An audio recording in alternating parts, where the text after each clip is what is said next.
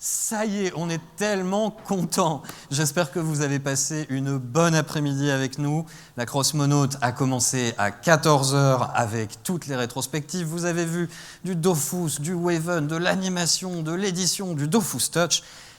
Mais c'était le passé. Maintenant, nous allons commencer à vous parler projet et à vous révéler les surprises que nous vous réservons pour l'année à venir. Il y a des choses dont vous n'avez jamais entendu parler. Soyez attentifs, ça va aller très vite. On a 3 heures d'émission, mais vous n'allez pas les voir passer. Évidemment, ce sont les 20 ans d'Ankama. 20 ans d'Ankama, vous vous rendez compte ? 20 ans que vous êtes avec nous et on tient à vous remercier. C'est extrêmement important pour nous de passer ce moment avec vous, avec des créateurs de contenu que nous avons invités, qui ont fait des vidéos pour nous et ça nous touche énormément. Je tiens à les remercier.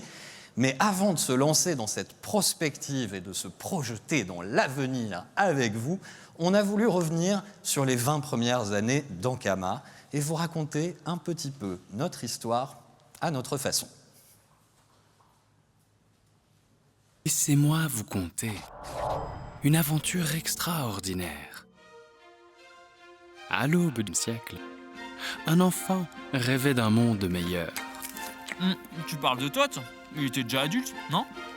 Un monde peuplé de facétieux personnages, de dragons ancestraux, d'anciennes légendes, de magie salvatrice, de forêts resplendissantes, de glorieux événements, Ça va, je crois qu'on a compris l'idée, là.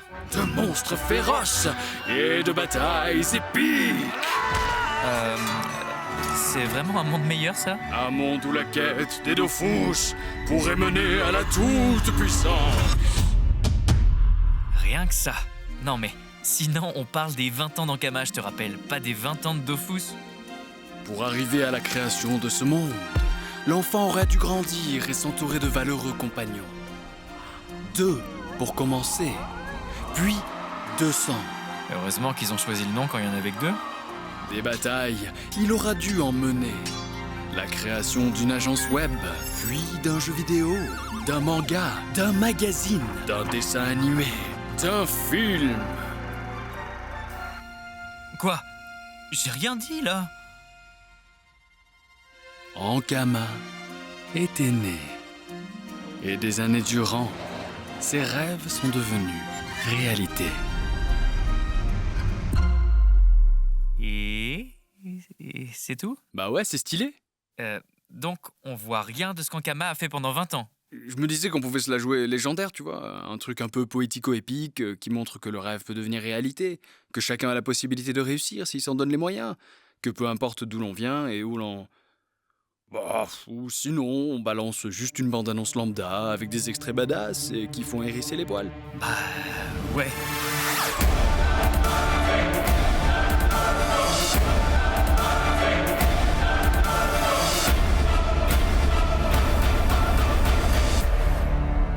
Wouah, c'est vrai que c'est pas mal. Attends, ton idée de légende, c'était bien aussi, hein ? T'es sérieux ? Bah ouais, je te jure, c'était épique. J'avais les poils.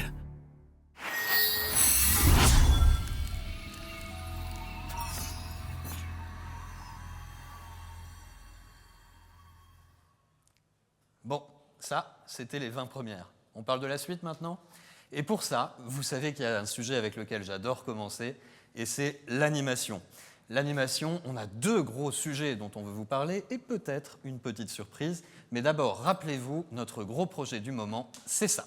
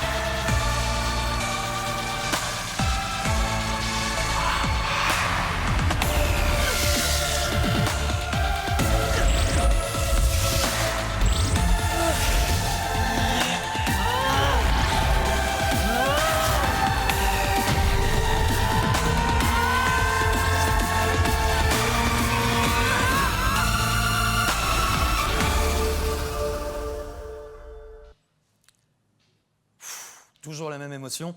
Alors, vous l'attendez avec une grande impatience et moi, je ne peux pas répondre à vos questions, mais sur l'animation, Todd a accepté de nous rejoindre. Un grand merci, Todd. Bonjour, comment ça va? Bonsoir, comme ça là, tout de suite, ça va très bien. Alors, dis-moi, on a eu l'occasion durant la rétrospective cet après-midi de faire un point sur la production de Wakfu saison 4. Tu as dit que c'était en cours, que les scénarios étaient prêts et qu'on avançait. Ce soir, j'avais envie de me la jouer peut-être un petit peu spoiler. On n'a pas tellement parlé de l'histoire de la saison 4. Est-ce qu'il y a des choses que tu peux nous dire sans pour autant gâcher totalement la surprise? Donc en fait, des choses que je peux vous dire sans rien vous dire. Ouais, c'est ça, Bon. C'est l'exercice. Je vais gagner un petit peu de temps. Je vais remercier déjà tous les créateurs de contenu qui sont là, Ouais. qui ont fait des super vidéos. Là, quand je suis passé tout à l'heure, j'en profite rapidement parce que j'ai vu des trucs que je n'avais pas vus depuis 20 ans. Bon, ça pique, hein, mais le petit effet nostalgique est quand même là, donc ça fait plaisir quand même. Concernant Wakfu, on avait déjà, on vous a déjà beaucoup remercié. Je vais le refaire une dernière fois. Non, peut-être pas. C'est peut-être que ce sera pas la dernière. Mais sans vous, en fait, on n'aurait pas pu continuer sur cette saison 4. Donc, merci beaucoup. C'est vraiment ce qui a décidé les chaînes à nous suivre. Et effectivement, on est en pleine production. Donc, j'ai pas fini l'écriture parce que c'est compliqué. Les boards sont pas terminés. Par contre, on est à l'épisode 6, donc à la moitié. On a, pour l'instant, on vous avait promis un spécial. Je crois que vous savez que c'est un spécial sur Europo. Oui, on l'a déjà dit. On l'a déjà dit. Ça veut dire quoi, un spécial sur Europo? Ça veut dire que c'est un spécial sur Europo. Ça veut dire que c'est 45 minutes à peu près. Ouais. Vraiment, qui vont raconter une partie de sa vie. Et pas mal de... C'est dur de dire sans dire. Pas trop dire. Voilà. Et puis, il y a, en lien, allez, je peux vous dire qu'en lien, il y a Grogal et Chibi. Et donc, c'est une rencontre entre les deux, entre le groupe d'Europo et ce personnage. Et vous en apprendrez plus, un petit peu plus sur l'Elia Cube, du coup. Donc voilà, moi, c'est un épisode que je trouve super. Pas que parce que je l'ai écrit. Je le trouve super parce qu'en fait il est full baston, donc je pense qu'il y en a à qui ça va plaire, hein, les yop, les spectateurs un peu yop, ça va vous faire kiffer, mais aussi parce qu'il y a beaucoup d'émotions dans cet épisode-là. Et puis on est parti sur quelque chose qui est dans une tranche d'âge un petit peu plus élevée que ce qu'on fait sur Wakfu. On s'est permis quelque chose dans l'esprit de ce qu'on avait fait sur Nox il y a une quinzaine d'années. Donc Europo, on le connaît comme un personnage révolté, un personnage en colère dans la saison 3. C'est l'antagoniste principal. Désolé pour le spoil, vous avez eu le temps de la voir, la saison 3 quand même. Hein. Et donc là, on va raconter comment il en est arrivé là? Non. Perdu. Mais j'essaye de gratter. J'aurais dû t'envoyer le le script. Non, on raconte pas comment il en est arrivé là. On le reconnecte avec d'autres personnages sur une histoire qui se passe plusieurs centaines d'années avant ce qui s'est passé dans Wakfu. Et je veux pas en dire plus parce que vraiment après je vais spoiler, il va y avoir des théories partout. Et tous ceux qui vont faire des théories, après ils seront déçus que ce soit pas ce qu'ils ont imaginé. Donc non, par contre vraiment voilà, l'animation a commencé, c'est un beau bébé, c'est en gestation, donc c'est en train de devenir un beau bébé, et je pense que ça va vous plaire. D'accord. Je continue à essayer de gratter quand même. Tu as dit que c'était la rencontre entre le groupe d'Europo et Groga, notamment.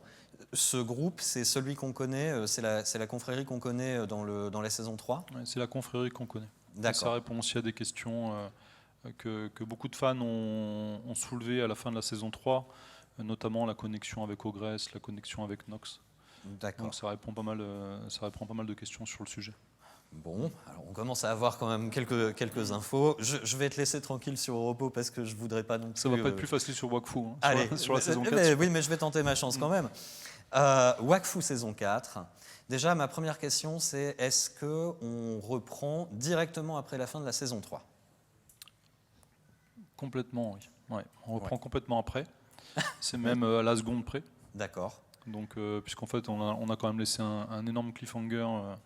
Il y a déjà, je crois que c'était en septembre 2017 qu'on a diffusé la saison 3.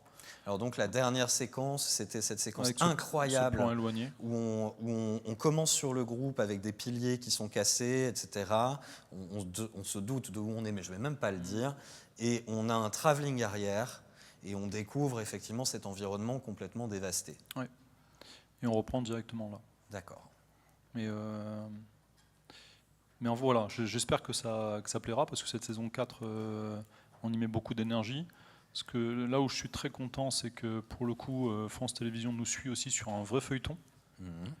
Donc en fait, on travaille cette saison 4 qui va faire sans le gros épisode de 45 minutes de repos.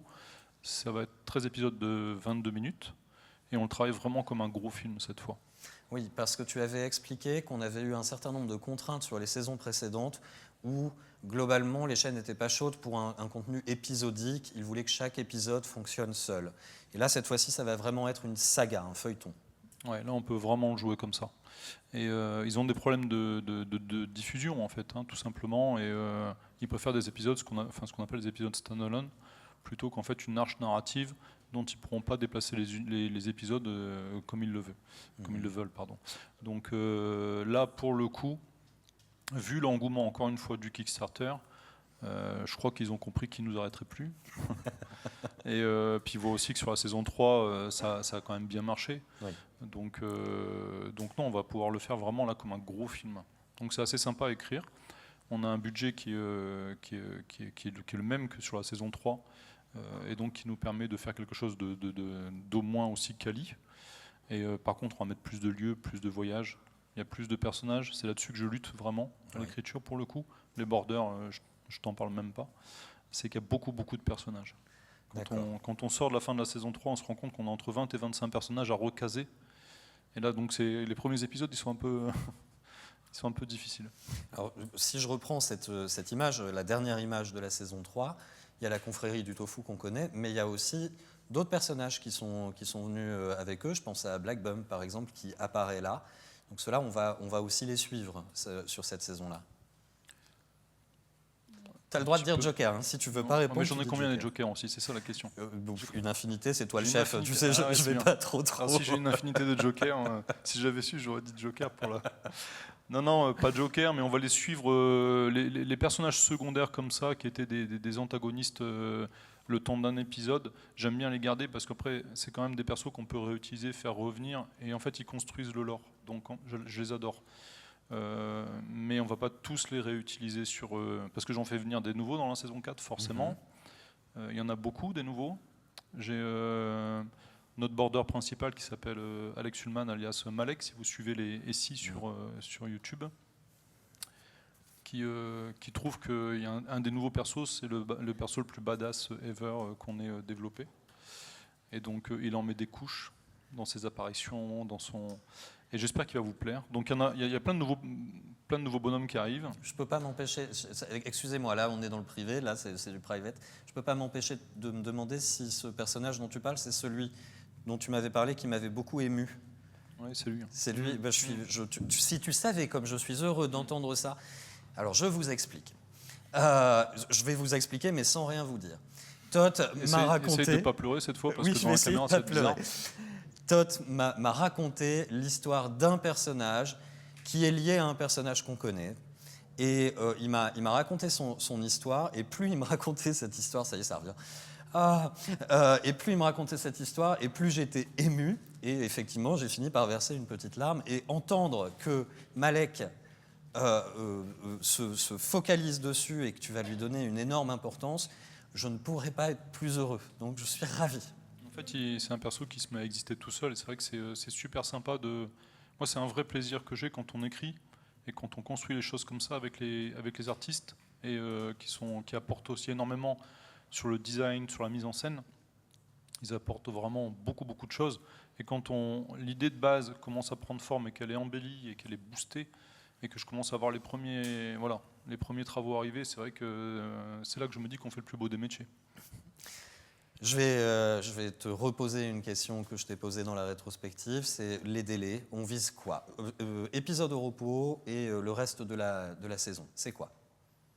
En fait, il y a les délais de production et on a aussi la diffusion. C'est encore deux choses différentes. Donc nous, il y a le moment où on va terminer notre travail et le moment où la chaîne décidera de le diffuser. Donc nous, on en a pour à peu près entre 12 et 18 mois de production.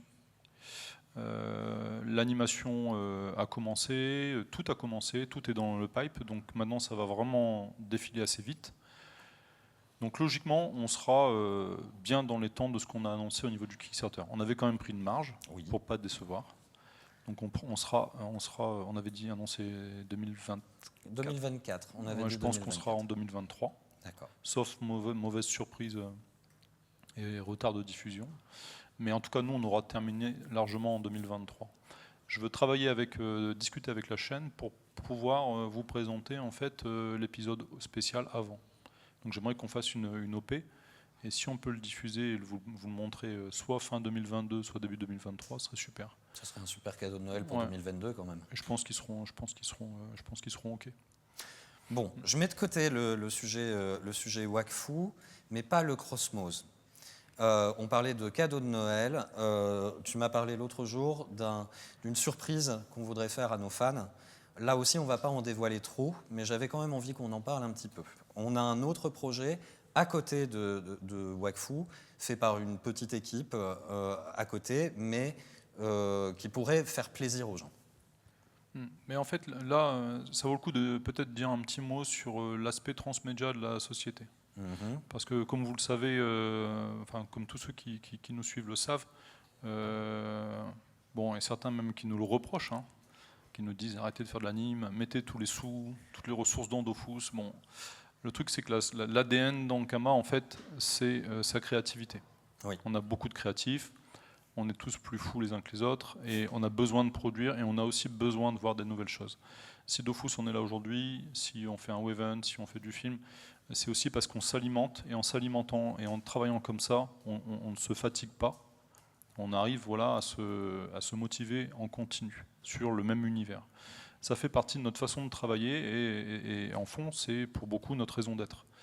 On n'a jamais réussi à bien faire du transmédia parce qu'en fait, on avait besoin de financement pour nos séries, parce que ça coûte très cher. Donc quand on part sur une série qui coûte 5 millions d'euros, on ne met pas tout de notre poche. C'est pas possible. Enfin, ça serait possible, mais ça mettrait peut-être la société un peu en difficulté.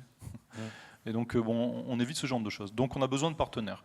Là, sur le sujet qu'on va aborder, l'objectif, c'est vraiment d'essayer d'être en phase avec notre ADN, cet ADN transmédia, et de vous proposer des contenus animés qui vont venir soutenir nos jeux. Donc, notre objectif, c'est l'année prochaine, c'est une grande révélation, mais on va essayer d'attaquer un petit peu plus l'international. Et la façon dont on veut attaquer l'international ou faire de la com autour de nos jeux, c'est en produisant des contenus créatifs et au travers de nouvelles séries. Alors pas des séries à 5 millions, parce que c'est pas possible, mais par contre on va essayer d'autoproduire des séries plus petites.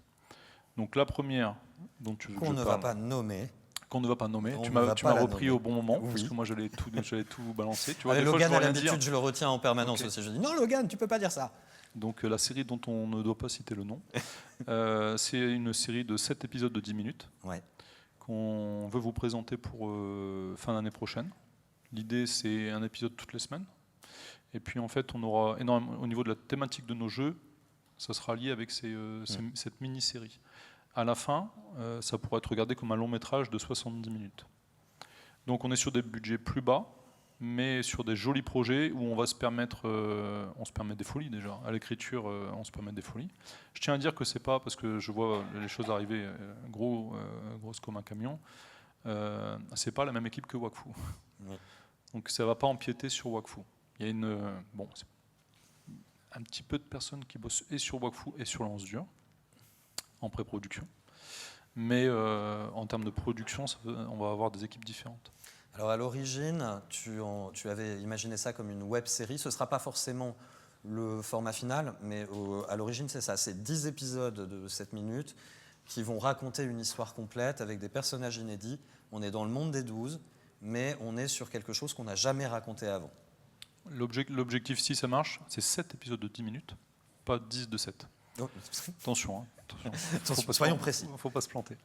L'objectif, en fait, si ça marche, c'est de créer des histoires uniques et d'essayer d'en faire une par an. Une mini-série comme ça par an, avec à chaque fois des nouveaux auteurs, des nouveaux illustrateurs, des nouveaux personnages, des nouveaux lieux. Et que ça vienne soutenir en fait, le développement aussi de nos jeux en termes de création. Dans cette première série, on parle d'une île, d'une nouvelle île, avec des personnages rocambolesques, comme d'habitude. Ces personnages et cette île, on les retrouvera dans le jeu. D'accord. Alors, je vais arrêter là parce que sinon on va trop en dire.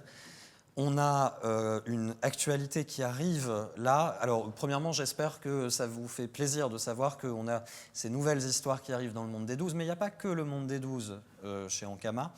Et tu as voulu raconter une très très belle histoire au cinéma. On a eu l'occasion d'en parler tout à l'heure, mais je vous propose qu'on revienne sur le trailer de Princesse Dragon et ensuite qu'on en discute un petit peu.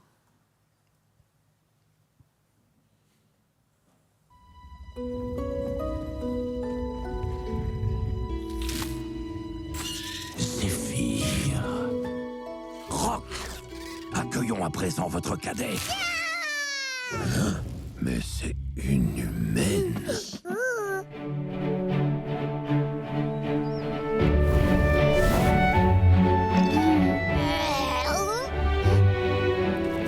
Aujourd'hui, j'ai rencontré une bête qui me ressemble. Bonjour, je m'appelle Princesse. Et toi? Poil. C'est original. Les humains sont maléfiques. On ne peut pas leur faire confiance. Je dois reprendre ma route. Poil, viens. Eh bien, un peu de compagnie sauvage ne me fera pas de mal. Ah, ça, pour être sauvage. Où suis-je? Dans ma chambre. C'est doux, ça. Ici, il va falloir que tu fasses attention. Voilà de bien étranges manières. Maudite humaine. Je vais te sortir de là. Garde! Emparez-vous d'elle! Je suis la fille de dragon. Mon père est parti affronter le tien pour lui voler son or. Alors ne perdons pas de temps.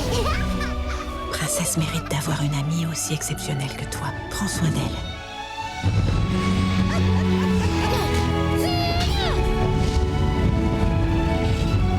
Je suis ton ami, Poil. Ami?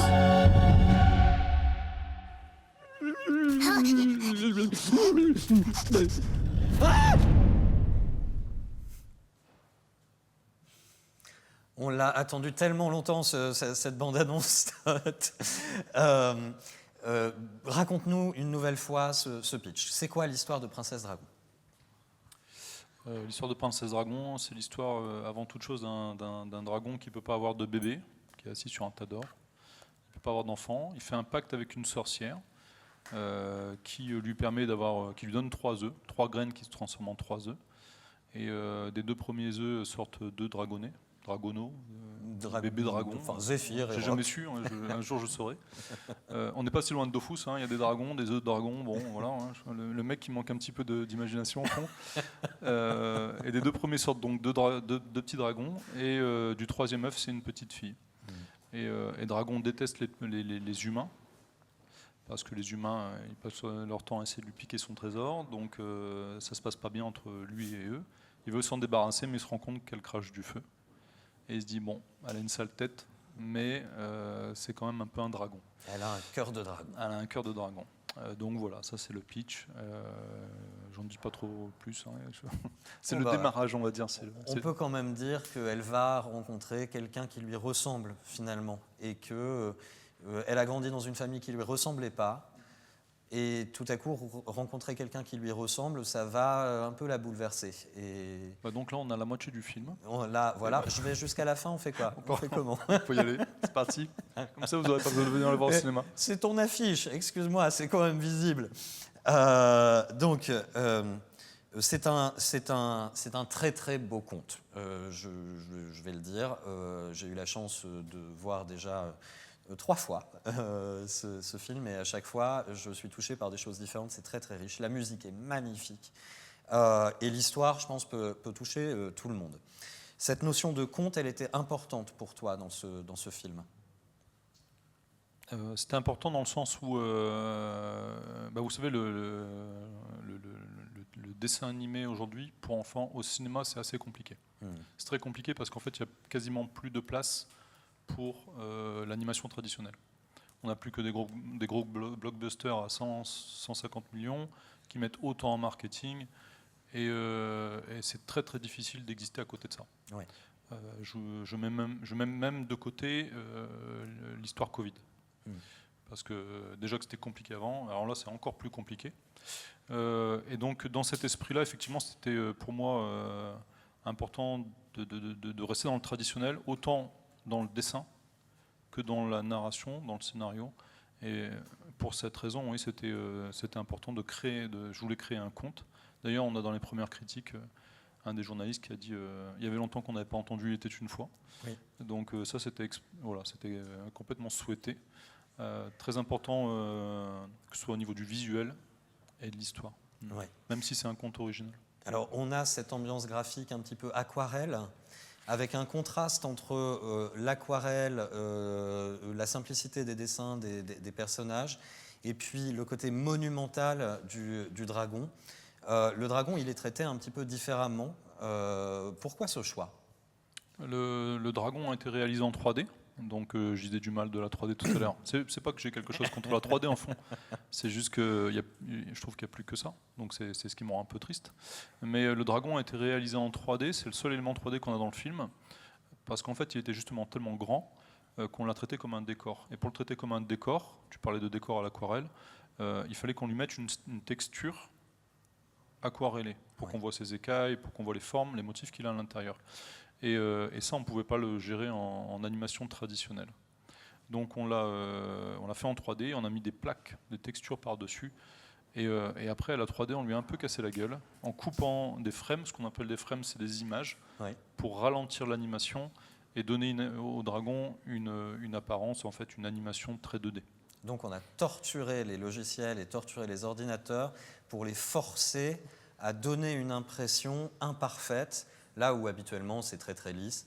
Et donc ton dragon, il est en 3D, mais il a l'air en 2D en fait. C'est ça, c'est le but. Après, il y a pas mal de plans où il est en 2D. D'accord. Tous les plans où il est plus ou moins fixe, on l'a travaillé en 2D. D'accord. C'est Miyazaki qui disait que de l'accident naissait aussi la singularité. C'est-à-dire que quand on dessine, et c'est ce qu'on retrouve plus en fait en 3D, c'est que quand vous animez un personnage à la main, il y a un accident qui arrive. Parce qu'en fait, c'est très compliqué d'avoir la course, le mouvement de personnage parfait. Il y a un accident qui arrive, et finalement, c'est cet accident qui donne la vie, en fait, cette vie au personnage. Et c'est vrai qu'on se retrouve avec un film qui a un charme, comme on n'avait pas vu depuis longtemps au cinéma. L'histoire est belle, mais le style graphique est magnifique et très touchant. On est touché par tout, l'histoire, le dessin, la musique. Les premières critiques sont en train d'arriver. On va le dire, on est heureux, elles sont excellentes. On est comparé à des grands standards, on ne va pas les citer, mais on est quelquefois même surpris. C'est juste du bonheur. Toi, tu as commencé à assister aux premières avant-premières. Ça va, le film, tu le connais un peu à ce stade? Un petit peu. Ouais. Tu as assisté aux premières avant-premières un petit peu partout en France. Qu'est-ce que ça fait d'être aussi près? Ça sort le 15 décembre, je le dis, ça sort le 15 décembre. Allez en salle de cinéma. Qu'est-ce que ça fait d'être aussi proche de la sortie d'un film et de commencer à avoir les retours? En fait, c'est un film que, quand on travaille ce genre de projet, en tout cas moi quand je travaille, je m'inspire beaucoup de mon entourage. Et donc là, c'est vraiment aussi un film que j'ai fait pour mes filles. Et donc c'est un film pour les enfants, mais je voulais pas que les parents s'emmerdent au cinéma en emmenant les petits dans la salle. Donc en fait, c'est pour les petits, mais l'idée c'est que ce soit suffisamment épique et que l'histoire soit suffisamment prenante pour que les parents en fait y trouvent leur compte aussi. Donc c'était ce qui était souhaité, et quand je vais dans des avant-premières, je pense qu'on en a déjà fait une bonne dizaine maintenant, c'est vrai que le plaisir c'est ça, c'est de pouvoir échanger à la fin Ouais. Bon, déjà, moi, j'adore être un peu caché dans la salle pour écouter les réactions, c'est mon plaisir. Alors, entendre les enfants et les parents rire ou s'énerver contre certains personnages ou être soulagés à certains moments, c'est vrai que c'est très plaisant. Ouais, c'est super. Et j'adore le passage de questions-réponses à la fin, parce que les petits, ils ont toujours aussi... ils sont intarissables et ils ont toujours des idées. On se demande, il y a des questions qui sortent et on se dit mais comment, d'accord, ok. Donc non, ces passages-là, je les adore parce que quand on travaille comme ça 4 ans sur un film, c'est génial d'aller, d'être confronté au public. Et puis après, les critiques des journalistes, ça fait plaisir, mais ils nous ont tellement défoncé sur Dofus, en étant parfois même d'une, des fois en manquant de culture. Et 2, en étant condescendant, que sur Princesse, ça me fait plaisir, mais en même temps, il dirait que c'est de la merde, que ça me ferait pas plus. Ouais, mais c'est quand même un soulagement. Oui, c'est un soulagement, c'est sûr. Mais sur Dofus, voilà, moyen de... Ouais, bon, bref. Voilà, la vengeance viendra un jour. En tout cas, voilà, Princesse Dragon, ça sort le 15 décembre. Si vous êtes joueur, si vous aimez Ankama, restez à l'affût. On a des surprises pour accompagner la sortie du film. Et même si ce n'est pas votre passion, si vous n'êtes pas dans nos jeux et que vous préférez nos bandes dessinées ou notre animation, merci. Mais je vous assure que ce film vaut le détour et que vous allez en entendre parler avant Noël, entre le 15 décembre jusqu'à Noël, et j'espère qu'il sera en salle pendant 6 mois, Tot. Ou plus. Ou plus. Soyons fous. Non, mais en tout cas, venez le voir parce que bon, c'est un beau film, mais aussi ça nous encourage et ça nous permettra de faire d'autres choses. Ouais. C'est vrai qu'on gagne en crédibilité. Le nombre d'entrées nous permettra d'être plus crédible et du coup d'être plus libre de faire plus facilement d'autres projets de ce type plus tard. Donc c'est important. Même si le film, il est fini, c'est important de nous encourager et de moins le pirater que Dofus. Voilà, le message est passé, effectivement. En piratant un film, vous faites penser qu'il ne marche pas et derrière, vous condamnez les créateurs. Allez voir Princesse Dragon, ça vaut la peine. Et Princesse Dragon, c'est toute une équipe. Ça commence avec une idée, ensuite il faut raconter l'histoire, commencer à la créer. Moi, en début d'année, en janvier et en février, pendant que le film était encore en finalisation, je suis allé rencontrer toutes les équipes et je leur ai demandé de me parler de leur métier et de parler du film. Et je vous propose de retrouver ça. Tot, merci beaucoup d'avoir passé ce moment avec nous, c'était super. Plaisir. Merci. Et puis, bonne cosmonaute à tous.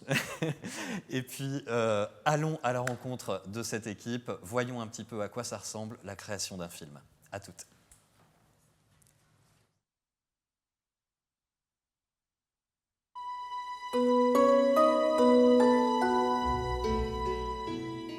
Il y a 2 étapes. Il y a la première étape, c'est la pré-production, donc, qui est un travail assez en petit comité avec Tot. Et après, il y a des réalisateurs qui travaillent avec des équipes de border, il y a plein de façons de fonctionner. Voilà. Dans mon cas, je fais le storyboard, Anthony s'occupe de l'écriture, donc on gère la narration visuelle ensemble, en échangeant, voilà, progressivement. Et une fois qu'on a figé ça, Sonia rentre en scène pour vraiment verrouiller tous ces aspects design.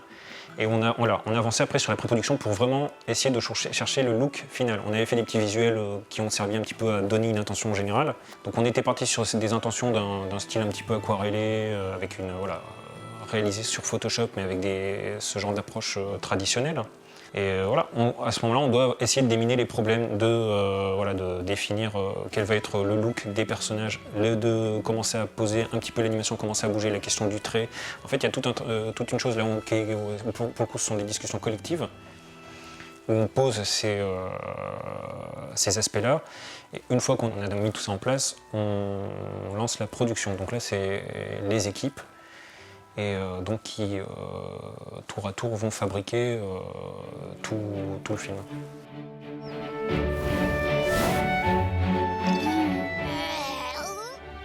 Jean-Jacques avait, dans son premier jet de borne, fait en fait les personnages dans leur concept.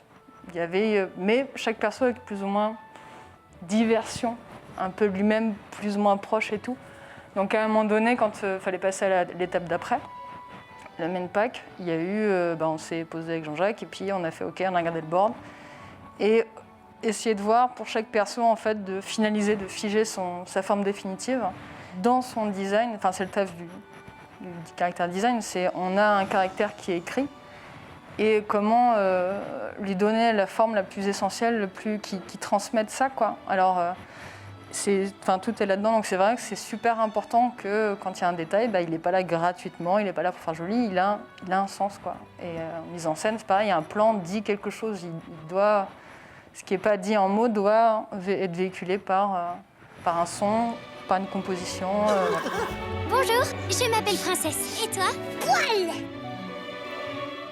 Alors moi, sur Princesse Dragon, j'étais en charge de la partie rendu, lighting et texturing du dragon. Du coup, c'est une étape qui intervient entre l'animation 3D et le compositing. Et grossièrement, ça consiste à colorer et à donner l'aspect visuel du dragon. Du coup, le dragon, en fait, est en volume 3D. On le coupe et on le met à plat. Et en fait, sur ça, je vais peindre et dire que l'aile va être de telle couleur, que la membrane va être un peu transparente ou des choses comme ça. Que par exemple, quand il va cracher du feu, il faut qu'il y ait une illumination de la gorge. Du coup, pour faire ça, c'est des logiciels adaptés de 3D. Comme en 2D, on a Photoshop pour peindre sur un espace 2D. Il y a des logiciels, ici c'était Substance Painter, qui permettent de récupérer un modèle 3D et de peindre directement sur le modèle. Et du coup, pour faire ça, j'étais aussi en étroite collaboration avec Rudy, qui était chef des backgrounds, parce que la référence pour le dragon, c'était les backgrounds du film. Il fallait qu'il puisse... il n'a pas le même traitement que les personnages qui sont en 2D et qui sont très simples. Et du coup, il fallait qu'il puisse s'intégrer dans les backgrounds qui étaient beaucoup plus détaillés que les personnages 2D. C'est doux ça. Ici, il va falloir que tu fasses attention. Voilà de bien étranges manières.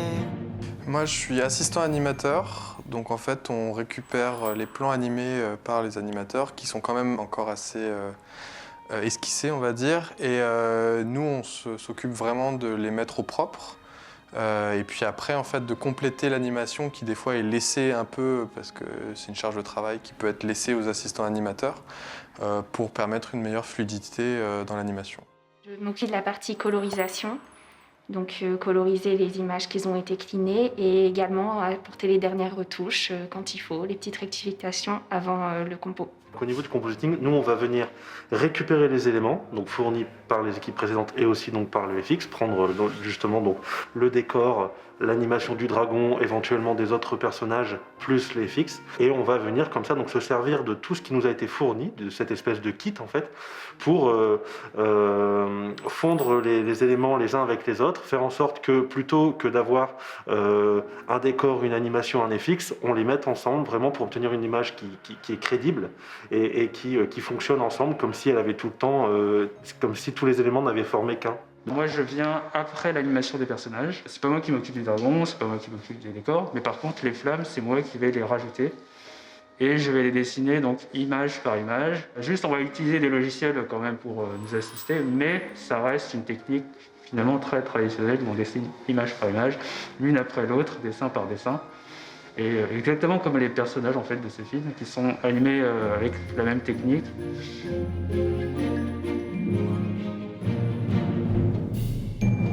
Alors, dans les contes, on a toujours dans notre enfance la narration, c'est-à-dire d'avoir dans son souvenir quelqu'un qui nous a raconté une histoire. Oui. Et ça, c'est très important. Voilà, on est toujours ému par ça, on a toujours des souvenirs. Et je trouve que dans ce film, quand on verra le film, on sera exactement dans cette situation. On va être projeté dans notre enfance, on est en train de nous raconter une histoire. Ouais. Et de voir que les gens là sont bien, ils sont contents. C'est vrai que la dimension du conte, c'est vraiment très poétique comme histoire. Et moi, je pense que ce qui m'a surtout touchée, c'est la relation entre les deux personnages, Poil et Princesse. Au premier abord, elles n'ont rien en commun et au final, quand on apprend à les découvrir, on se rend compte qu'elles se ressemblent sur énormément de points. Donc, je trouve que c'est le point fort de l'histoire, la relation entre ces deux personnages. Je trouve qu'on est vraiment sur un projet très joli. Un petit mot sur les décors qui sont vraiment magnifiques. Oui, c'est vrai. Je trouve que c'est vraiment, ça prend, enfin, c'est comme un personnage à part entière du film, et ça donne vraiment vraiment tout son sens au film. La première fois que j'ai vu les décors, je me suis dit waouh, ils sont vraiment magnifiques. On pourra être très fiers en animation de ce qu'il y aura comme répercussion dans la salle quand le film sera diffusé. Je pense que chacun prendra plaisir à voir la réaction des spectateurs en se disant voilà, j'ai réussi cette scène, par exemple émotive, et entendre des rires, entendre des petites larmes. Voilà. S'il y a tout ça, alors là, ouais, là je serais très fier, c'est sûr. Ouais.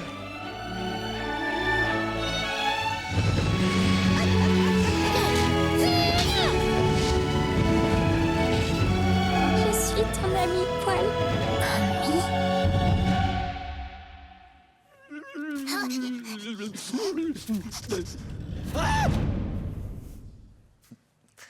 Bon bah allez-y, c'est le film d'animation de l'année. Il n'y en a pas d'autre, oubliez tout le reste, les super-héros, etc. On a une princesse et on a un dragon. Qu'est-ce que vous voulez faire de mieux? Mais puisqu'on parle de raconter des histoires fantastiques, il y a bien sûr l'animation, mais vous savez que l'un de mes sujets favoris, je le dis à chaque fois, c'est l'édition. Et ce soir, pour parler d'édition et de projets d'édition, j'ai la chance de recevoir non pas une, mais deux éditrices. Bonjour Élise, bonjour Chamonique. Bonsoir Jean.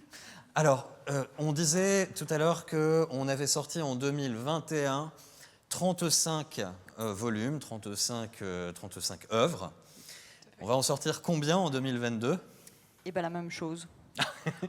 on rempile pour la même quantité, donc 35 titres l'année prochaine. Bon, donc les 2 heures qui viennent sont consacrées entièrement à vous faire le catalogue de ces œuvres. Non, en réalité, on en a sélectionné quelques-unes qui nous paraissent marquantes et dont on avait envie de parler ce soir. Et les autres, on prendra le temps de les présenter une autre fois. La première chose, c'est on sort un dessin animé. Forcément, on va accompagner cette sortie au cinéma par des parutions. Ce sont les livrets Princesse Dragon. Est-ce que vous pouvez nous en parler ? Bah oui, ça nous a paru une évidence en fait, parce que Carlo Toselli parlait dans le reportage de la petite larme, on l'a eu forcément. Et en fait, on imaginait bien la petite scène d'un parent avec la petite fille et le petit garçon sous un plaid avec un bol de chocolat chaud. Et du coup, on a fait 2 albums illustrés, donc adaptés. Les textes sont adaptés du scénario de Toth. Et donc là, il y a une version album, donc grand format, qui fait 64 pages avec des très très belles. Donc je vais vous montrer des très très belles images. Donc c'est tiré du film. C'est incroyable. On disait tout à l'heure dans le reportage, les décors sont magnifiques. Ouais. Voilà à quoi ressemble ce film. Ouais, ce qui était super bien, c'est qu'en fait, on a pu faire des arrêts sur image. On aurait voulu tout mettre. Ça va, vous n'êtes pas trop fatigué dans l'ensemble. Non, ça va, ça a été. Et du coup, il y a une version plus petite, premier compte, en fait, pour les premières lectures, qui donc sera celle-ci que montre Chamonix. Et voilà, donc ça sortira en mi-janvier pour accompagner du coup la sortie et ce sera donc pour tout le monde, pour les grands comme pour les petits. Donc le 15 décembre, sortie de Princesse Dragon au cinéma et mi-janvier, les 2 livres, le beau livre pour les enfants peut-être un peu plus grands et la version premier compte pour les tout petits. Tout à fait. D'accord. Si on sort de l'univers Princesse Dragon, mais qu'on reste dans les grands succès, on a une série qui a fait le tour du monde avec un auteur qui non seulement est adorable, mais en plus produit en volume. L'auteur, c'est Tony Valente, la série, c'est Radiant. Qu'est-ce qu'il va se passer cette année sur Radiant? Ah oui, Tony Valente, c'est une machine. C'est une machine. C'est une machine. Mais c'est une machine toute douce, toute gentille. Oui, ça c'est vrai, il est adorable. Et en plus, il n'a pas du tout le melon parce qu'il pourrait l'avoir, parce qu'on est quand même, au cumulé, on est quand même à 650 000 exemplaires vendus. C'est énorme. Donc c'est quand même énorme, avec une série produite et diffusée au Japon et maintenant sur toutes les plateformes, donc 2 saisons. Et donc, du coup, nous, le tome 15 est sorti en octobre et début d'année prochaine, il y aura le tome 16. Le tome 16, bien évidemment, sera accompagné de ses coffrets habituels. Donc, on voit la couverture sur l'écran et on fait toujours un petit goodies. Et le goodies, ce sera des magnettes pour mettre sous votre frigo. Trop bien. C'est Voilà. la fin d'un arc narratif. Alors, pas vraiment, parce que... ça déborde. Voilà, ça déborde. C'est toujours comme ça avec les auteurs. Normalement, à chaque fois, c'est des arcs de 4 tomes. Et en fait, on se laisse porter par ces personnages, ces décors. Et voilà, on n'est pas complètement à la fin, mais je ne pourrais même pas vous dire si à la fin du tome 16, on arrivera. J'ai pas envie de vous le dire. Les personnages avaient encore des choses à raconter. Ils n'ont Ouais. pas voulu...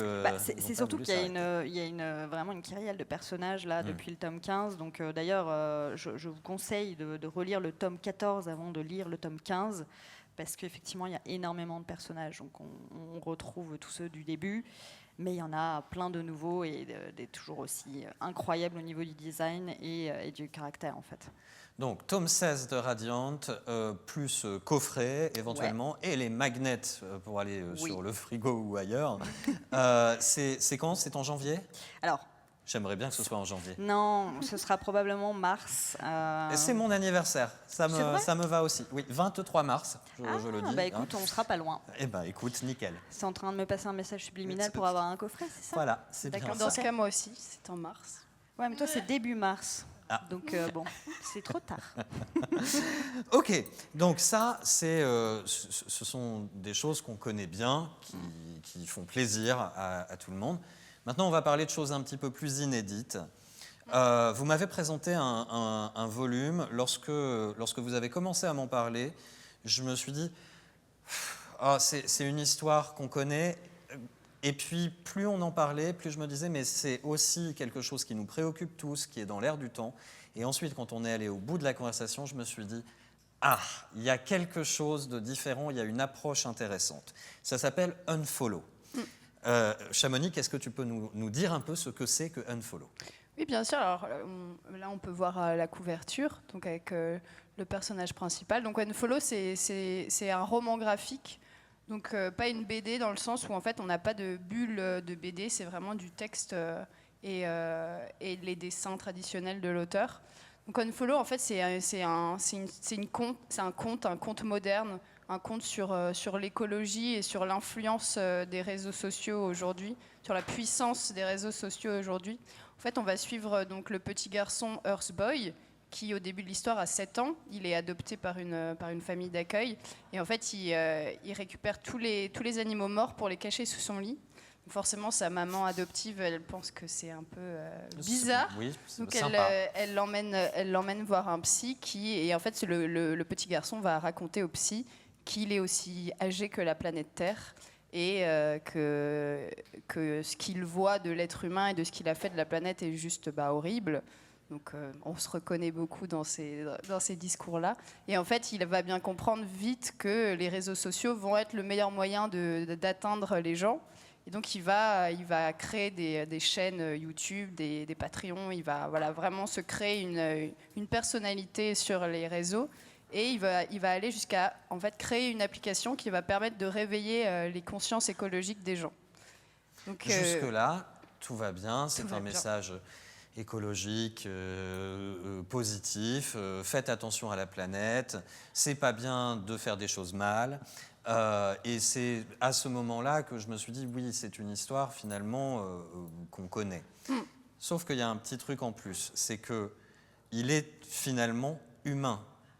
Oui, c'est ça. En fait, il va être confronté justement au fait de qu'est-ce que c'est être humain, et il va comprendre que c'est pas si simple, que lui-même en tombant amoureux, en étant confronté aux excès de l'être humain qu'on peut rencontrer parfois, il va réaliser que lui-même, ça va être difficile pour lui de faire attention à son empreinte carbone, à ne pas faire d'excès. Donc voilà, c'est vraiment ce questionnement. Est-ce que l'être humain et la survie de la planète sont compatibles en fait. Voilà, c'est vraiment c'est pas un conte culpabilisant, non, en mode facile, je vous dis ce qu'il faut faire, il n'y a qu'à. C'est quand même pas bien compliqué. C'est un questionnement sur, oui, on sait ce qu'il faudrait faire, mais mais c'est peut-être pas si facile. Et comment est-ce qu'on trouve cet équilibre? Et c'est ça que je trouve très très intéressant dans Unfollow. Je trouve que c'est une approche dont on avait besoin, plutôt que d'entendre toujours des discours moralisateurs ou accusateurs, de se dire, ben oui, il y a une question à se poser. Oui, voilà, c'est ça. Et d'arrêter de se culpabiliser en tant qu'être humain. Ouais. Unfollow, c'est pour quand? C'est pour mars, donc pour ton anniversaire aussi. Mais ça va être le meilleur anniversaire du monde que vous me préparez. Je suis tellement heureux que vous le proposiez sans que j'ai besoin de vous répéter que le 23 mars, c'est mon anniversaire. Je vous propose qu'on fasse une toute petite pause en images pour parler du prochain volume qui est un petit peu plus mystérieux.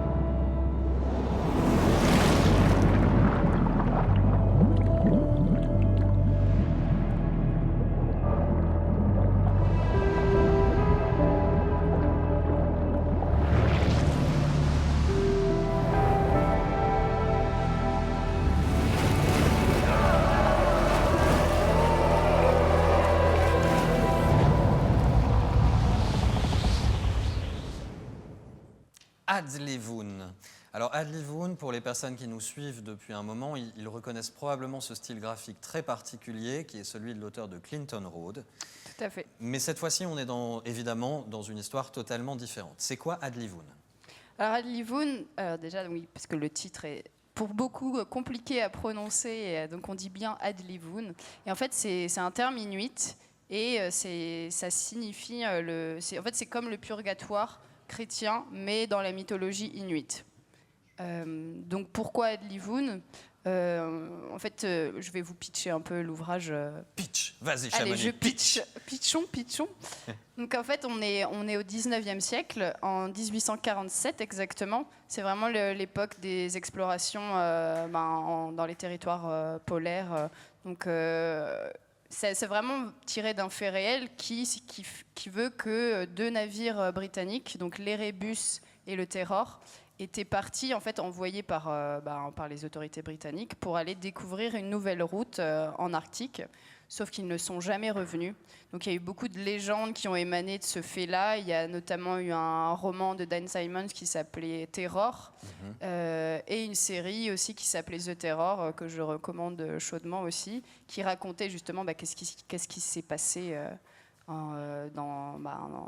sur ces terres inuites. Et donc là, Vincenzo va s'intéresser aux navires en fait, qui étaient envoyés, ce qu'on appelait des navires en expédition sauvetage, qui étaient envoyés en échange d'une prime pour aller retrouver ces équipages là-bas. Donc beaucoup de navires sont partis. Et donc le Marie Céleste, celui du capitaine Briggs, en fait partie. Donc c'est celui qu'on va suivre durant ces 168 pages. Et on va arriver donc en terre inuite. On retrouve vraiment comme tu l'as bien souligné, les planches magnifiques de Vincenzo par son aquarelle qui lui sont vraiment c'est très chères cinématographique. Voilà, déjà Clinton Road était cinématographique, oui. Alors là encore plus. Et bien sûr, ça va prendre une tournure fantastique comme on l'avait dans Clinton Road parce qu'il adore ça. Sauf que là, pareil, très teinté de la mythologie inuite. Donc des planches sublimes. C'est vraiment magnifique. C'est fantomatique, fantasmagorique. Voilà. C'est ça, tout à fait. Poétique, mais c'est aussi très mystérieux et on a envie d'aller au bout de je veux pas spoiler, histoire. Mais voilà, c'est tout à fait ça. Ne spoile pas. Et du coup, pour t'éviter de spoiler, on va passer à une ambiance totalement différente, 2 salles, 2 ambiances, avec Élise qui va nous parler. Alors, On a parlé de Radiant, le phénomène manga mondial. On a parlé durant la rétrospective du lancement de Space Punch, qui avant même d'arriver chez les libraires avait déjà été acheté dans d'autres pays, parce que c'est l'événement manga de création de l'année. Et le 2e tome arrive là, dans les jours qui viennent. Le 3 décembre. Donc Radiant, Space Punch, Jamais 203, voici Reaper.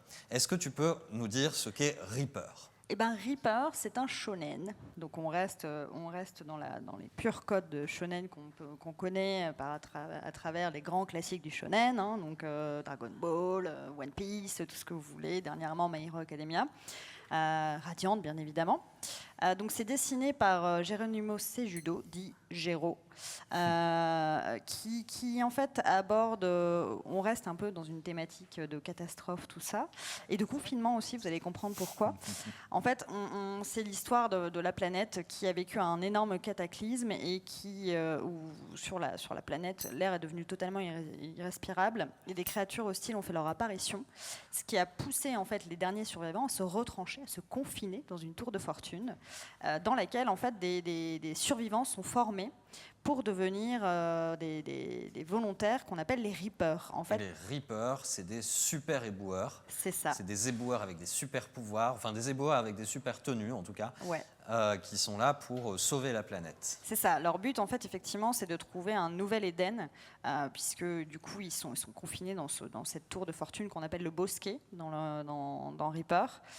Et lors d'une mission de reconnaissance de terrain, l'escouade du chêne, puisqu'on appelle le bosquet, donc il y aura tout un champ lexical autour de la nature, des arbres, de la végétation, de l'écologie. Ils vont tomber sur Junk.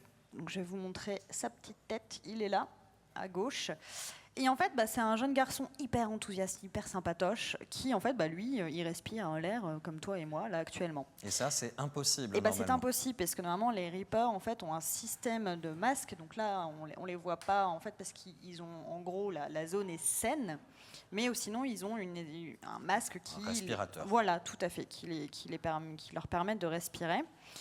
Donc, quelle n'est pas leur surprise quand ils découvrent ce jeune garçon vivant tout seul dans une espèce de tipi aménagé avec plein de trucs qu'il trouve partout. Donc, c'est très drôle. Et accompagné d'un raton laveur bleu qui parle.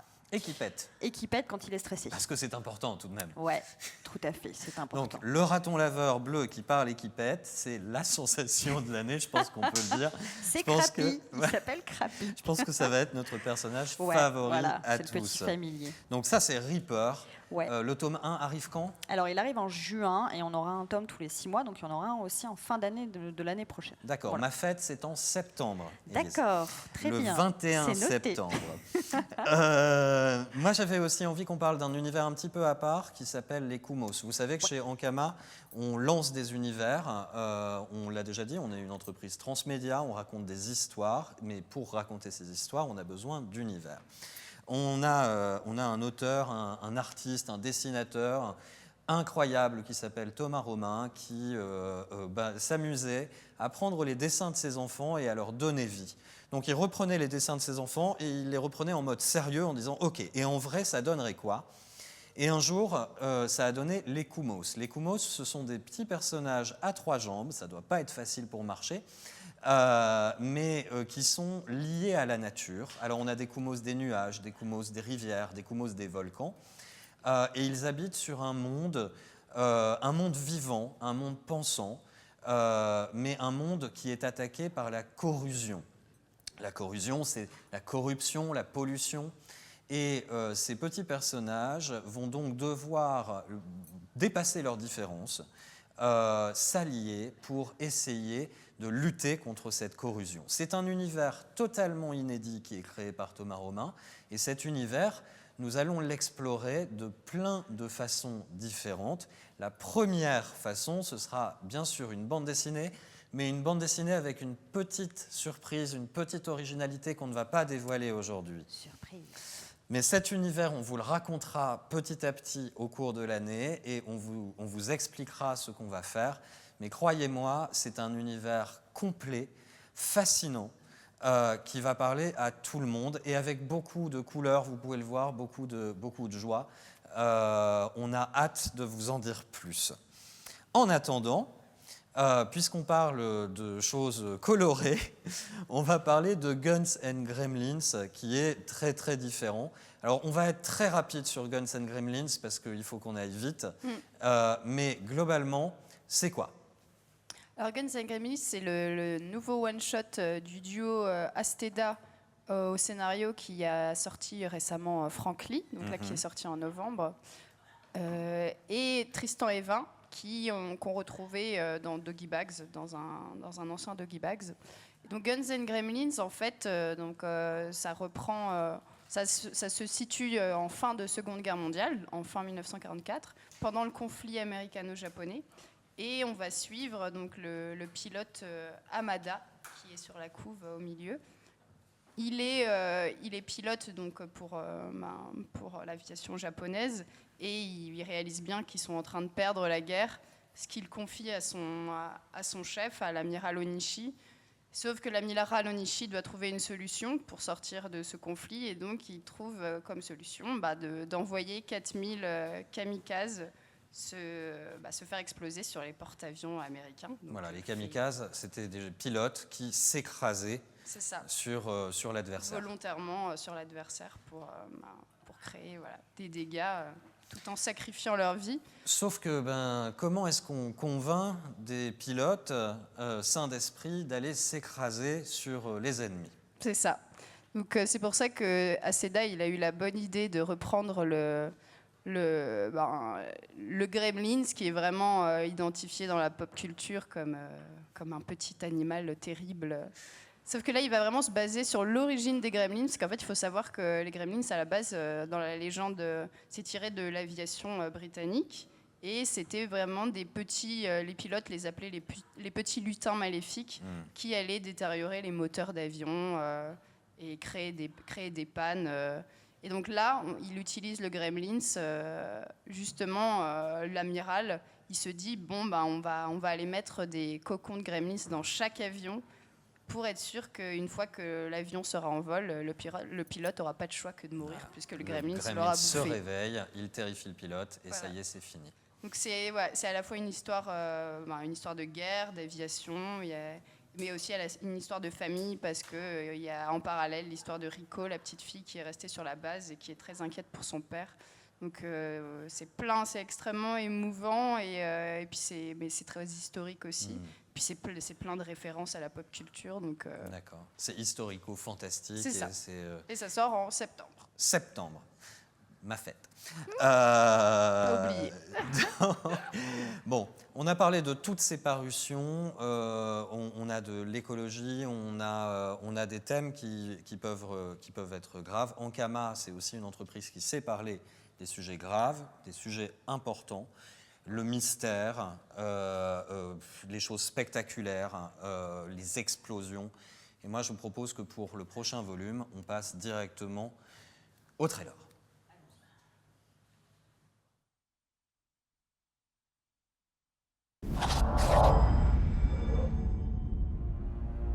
Un homme perdu dans l'espace.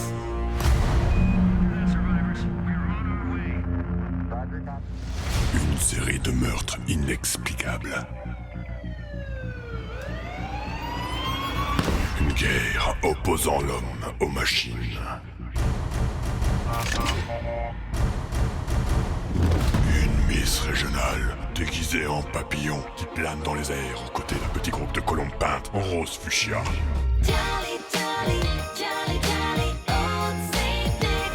Tous ces événements ensemble n'ont rien à voir en commun. Et pourtant, tous ont la même origine.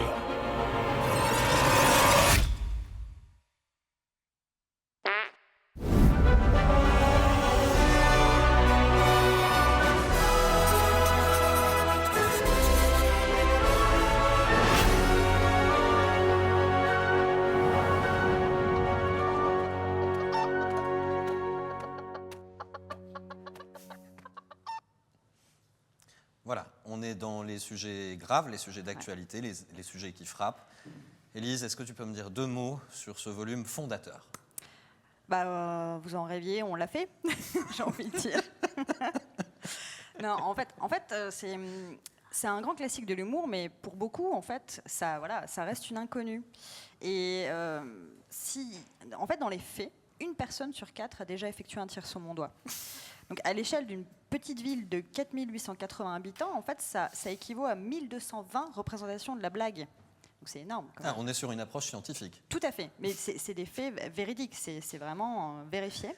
Et donc, en fait, si on part sur un taux de variation de 5% dû à des changements de rythme, de protagonisme, de décor, etc., en fait, ça équivaut en fait, à 61 versions différentes d'un tir sur mon doigt. Et c'est à partir de ce constat-là qu'avec l'auteur, Charles Bossard, on s'est dit, faisons un recueil de tirs sur mon doigt. Donc le principe, c'est qu'en fait, on retrouve ce duo que vous voyez sur la couverture, donc le grand avec son t-shirt bleu et le petit avec son t-shirt rouge. Et à chaque page, vous allez avoir un postulat donc le postulat de base, donc la blague tire sur mon doigt, mais dans des situations totalement différentes. Donc comme là, ces 2 astronautes de la NASA, à côté, ça met en scène la blague d'un tir sur mon doigt, mais le doigt s'allonge. Nous allons avoir aussi des références à la pop culture. On parlait de pop culture tout à l'heure. Donc à un moment donné, nous allons avoir Yoda, nous allons avoir un Lucky Luke, nous allons avoir bien évidemment la denrée, la soupe aux choux, on ne pouvait pas ne pas le mettre. Et en fait, on a des rythmes différents, de 6 cases, de 4 cases, de 2 cases, de 12. Bien évidemment, je te vois essayer de garder ton sérieux, mais c'est dur, hein, parce qu'il connaît beaucoup de pages, Mathieu, et en fait, oui, c'est vrai que c'est une BD qu'on va lire, qu'on va rire, oui, mais surtout qu'on va vouloir offrir. Exactement. En fait, le principe, la première fois que tu m'as parlé de ça, je me suis dit, hein ok, d'accord. Je comprends. Et en fait, l'auteur est juste génial. Il a trouvé vraiment des variations sur le thème. Certaines sont complètement inattendues. Et j'ai vraiment pris des fous rires. Là, vous avez l'une de mes cases préférées avec l'astronaute. Voilà, c'est des mises en situation. On peut picorer, revenir dessus, partager avec les amis. Moi, ça m'a fait penser à mes premières émotions avec Gottlieb, quand oui, je voyais une super blague de Gottlieb et que j'avais envie de la partager avec les gens. Franchement, c'est quelque chose que je recommande. Ça sort quand ? Alors, ça sortira en septembre pour ta fête. Mais décidément, mais ça va être une super année. C'est ta fête. Tout en fonction de toi. Voilà, c'est ça. Voilà. Mais je pense que c'était c'était fixé comme objectif, c'est-à-dire que vous fixiez les sorties des trucs qui m'intéressent sur les moments importants pour moi. Élise, oui. Chamonix, je tiens à vous remercier d'avoir passé ce moment avec moi.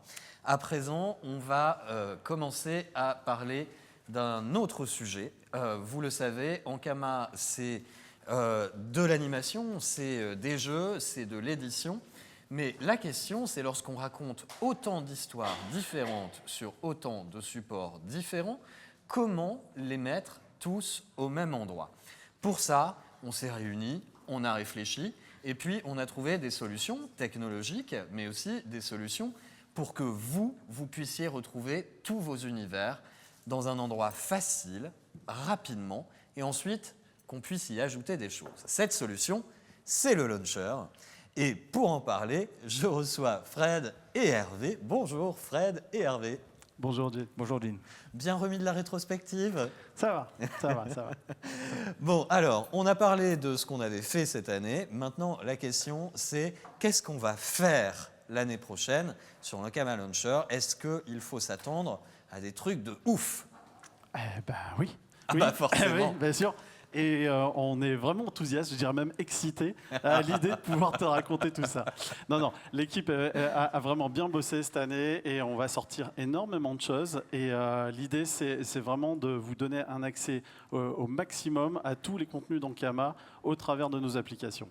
Et pour commencer, en fait, on s'est dit, on va utiliser l'outil qu'on utilise le plus aujourd'hui, c'est le téléphone, et on va lancer l'application mobile qui va d'abord lancer du contenu, et puis qui va donner petit à petit un accès aux jeux, au contenu vidéo, etc., etc. Et donc, on a essayé de commencer par un contenu qui marche très bien, parce qu'il est né avec le téléphone. C'est un contenu webtoon, donc en fait, on vient de l'édition. Et on va transformer tout ça pour le mettre sur le téléphone. Alors, c'est quoi le webtoon ? Alors le webtoon, c'est un format de bande dessinée qui vient d'Asie, qui vient de Corée plus spécifiquement, et qui est en fait une vraie bande dessinée. C'est-à-dire que c'est des cases, c'est des bulles, c'est des onomatopées, c'est tout ce qu'on connaît. Sauf que c'est au format vertical, une longue bande verticale, comme ça, qui se scrolle avec le doigt sur le téléphone ou sur la tablette, parce que c'est prévu pour être lu sur un format mobile. Alors évidemment, ça peut être lu sur tout ce qui est écran, par définition, mais c'est vraiment pensé pour être lu sur format mobile. C'est vraiment une bande dessinée qui se transporte avec soi, quoi. Voilà, exactement. D'accord. Donc voilà, je suis dans le métro, je suis dans un ennuyeux dîner de Noël dans ma famille. Et je vais pouvoir avoir accès déjà à du catalogue Ankama. Là, on voit Dofus, on voit Space Punch, on voit Radiant. Voilà, ça va être en aussi, webtoon. Quoi. Oui, exactement. On va essayer vraiment d'adapter le catalogue Ankama, et y compris les nouveautés qui arrivent dans l'année. D'accord, donc on va retravailler nos bandes dessinées de manière à ce qu'elles soient facilement lisibles sur un écran au travers de cette application. Exactement, c'est-à-dire que c'est tout un travail préparatoire, puisqu'il a fallu former des auteurs, aussi former une équipe qui soit capable de transformer tout ça. On a utilisé des logiciels, on a utilisé vraiment la science de la narration, puisqu'on est tous des auteurs de bandes dessinées ou des scénaristes ou en tout cas des éditeurs. Et ça nous a permis comme ça de transformer une grosse partie du catalogue Ankama, ce qu'on trouve qu'il y a vraiment du potentiel à être au format webtoon en tout cas. D'accord. Bon, alors ça veut dire qu'on va avoir un catalogue énorme. Combien de supports? Alors, de supports, on va en avoir plus de 2000. On vise les 2000 pour l'année prochaine. Supports. Mais quand? Toute l'année prochaine, on espère l'avoir courant 2022. Ça fait plus de 200 épisodes par mois accessibles sur le launcher. Oui, c'est ce qu'on vise. Ouais. Alors, évidemment, il n'y aura pas que de l'adaptation, il y aura aussi de la création native. Il va y avoir des nouvelles choses. Exactement. Aussi. Il va y avoir des exclusivités sur le launcher, au-delà du catalogue lui-même d'Ankama, mais des exclusivités au format webtoon sur le launcher, dans les univers d'Ankama. D'accord, donc j'ai mon launcher, je vais pouvoir accéder à des contenus comme ça, bande dessinée, excuse-moi, j'en bafouille. C'est énorme, 2000 épisodes en 2022. Mais vivement, et comment ça va se passer alors? Bien. Bien, merci. Ça va bien se passer. L'idée, c'est vraiment de le sortir d'abord sur le téléphone. On va sortir la BD parce que c'est adapté au téléphone. Mais il y a beaucoup de gens aussi qui regardent les vidéos, par exemple. Oui, donc oui. Les vidéos qu'on a retrouvées sur le launcher l'année dernière, on va les retrouver aussi sur le téléphone. Donc on va pouvoir regarder et beaucoup plus de contenu. Là, on est en train d'engranger beaucoup de contenu Ankama qui viennent de tous ces 20 ans de création qu'on va pouvoir retrouver disponibles. Et puis, si on met de la vidéo, autant la mettre sur la télé. Donc en fait, on va aussi lancer une application télé parce que comme ça, c'est beaucoup plus confortable pour regarder les prochains épisodes. Et puis, quand on est un peu nomade, on pourra aussi le retrouver sur le web. Donc on va vraiment essayer de balayer l'ensemble des devices, histoire qu'on y accède aussi facilement pour le montrer, pour le partager avec ses amis, dans le chat, au travers de l'application, quel que soit l'endroit où tu es. D'accord. Est-ce qu'on sait à quoi ça va ressembler ? Oui, on a apporté quelques images pour vous donner un petit aperçu déjà de quelques écrans. Là, on voit les formats mobiles avec les accueils des jeux, éventuellement des news aussi. Et puis un aperçu de ce que ça va donner aussi sur l'évolution vers la VOD par rapport aux bonus et au contenu qu'on va y mettre. D'accord, donc sur mon téléphone, sur mon ordinateur, sur ma télévision, je vais avoir accès à tous ces contenus de divertissement.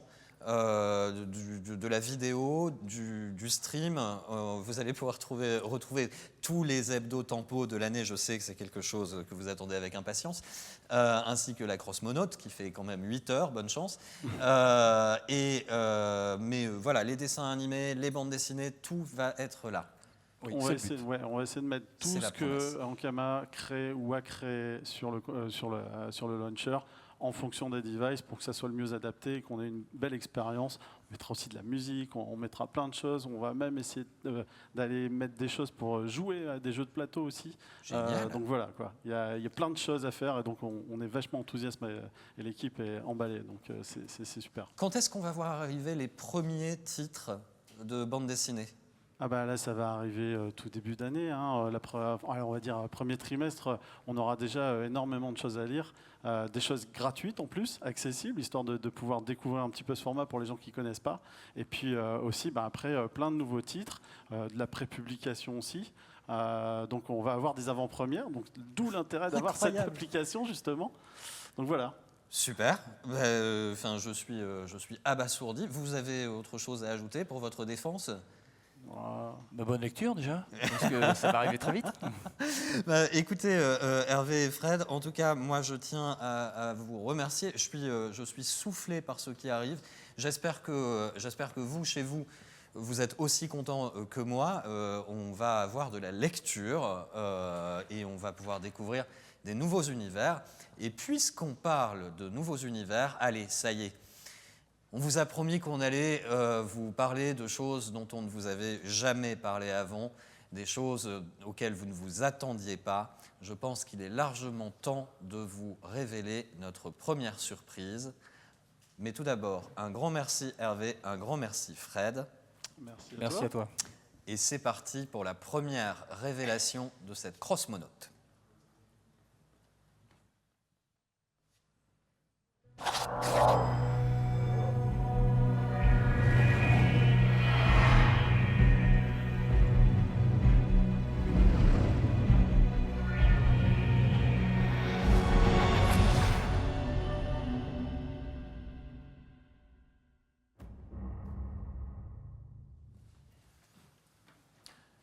Wakfu Legends 2022. Mais Adrien, bonjour d'abord Adrien. Salut, ça va ? Bah moi ça va, mais qu'est-ce que c'est ? Alors, on a vu, allez, je le dis quand même, Oropo, Echo, on les connaît. Ouais. On a parlé tout à l'heure de l'épisode spécial Oropo, mais là on parle de quelque chose de totalement différent. Nous sommes une entreprise transmédia, on raconte des histoires sur plusieurs supports. Wakfu Legends, c'est quoi ? Alors, le projet est un jeu solo, RPG, qui va tourner autour en fait, de deux persos que beaucoup de gens connaissent de l'univers animé, donc Oropo et Echo. Je vais commencer par parler un petit peu du gameplay, du coup, avec une courte vidéo sur la partie combat. Donc le jeu est scindé en deux parties, il y a la partie exploration et la partie combat. Ici, on voit donc le combat qui est présenté sous forme de jeu de cartes, où la particularité est qu'on va donc débloquer sa jauge de PA en haut de l'écran.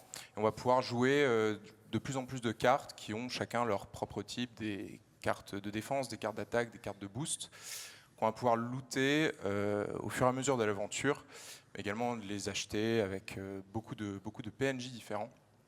Voilà, donc c'est un jeu d'exploration aussi où on va donc découvrir plein d'histoires différentes autour de personnages très variés. Et donc par exemple ici on a le marchand qui va nous vendre des items, la maître d'armes qui va pouvoir nous vendre des cartes, des techniques. Donc au niveau de la direction artistique, je peux parler un petit peu de ça aussi. C'est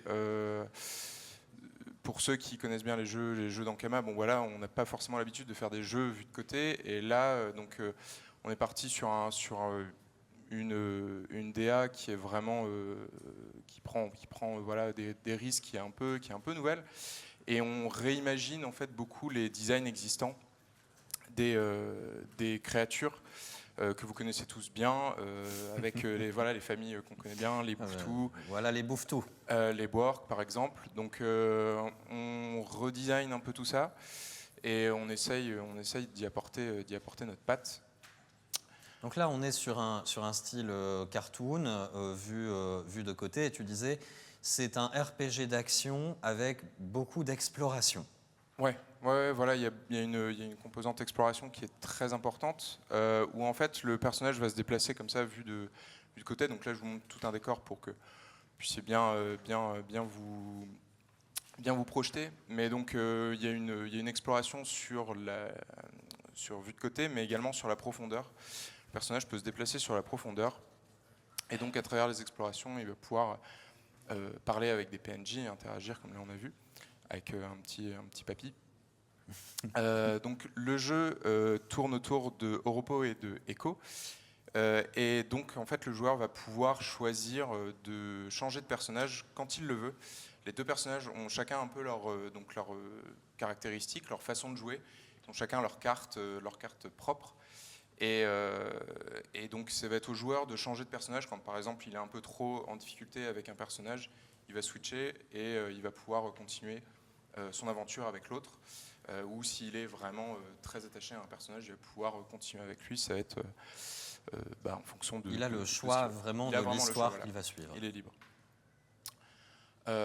Donc voilà, au niveau des décors, on a beaucoup d'environnements variés. Alors oui, en fait, on est dans le monde des 12, là, oui. mais c'est une vision peut-être un petit peu plus intime, un peu plus précise du monde des 12. Mais du coup, on est dans une genèse en fait, avec donc on voit le personnage de Repos qui est, bon, comme vous avez pu le voir, il n'a pas le même design que dans la saison 3. C'est une préquelle où le personnage est encore bon, il est encore gentil, voilà, et on va suivre un peu son histoire à travers le jeu. D'accord. Voilà, comment est-ce qu'il évolue.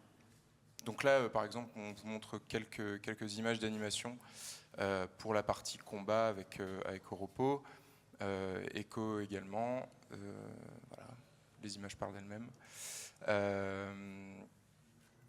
Voilà, donc le ton du jeu aussi est également très...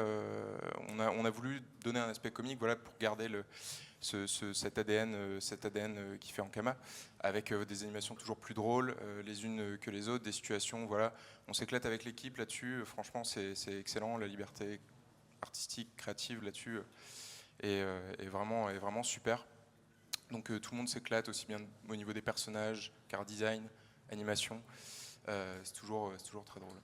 Voilà. Et donc, ça sort en 2022 sur PC, Mac et Switch. Nintendo Switch. Voilà, c'est ça. Donc, ça n'a pas de nom pour l'instant. Ça s'appelle Une légende Wakfu. On dévoilera le nom plus tard.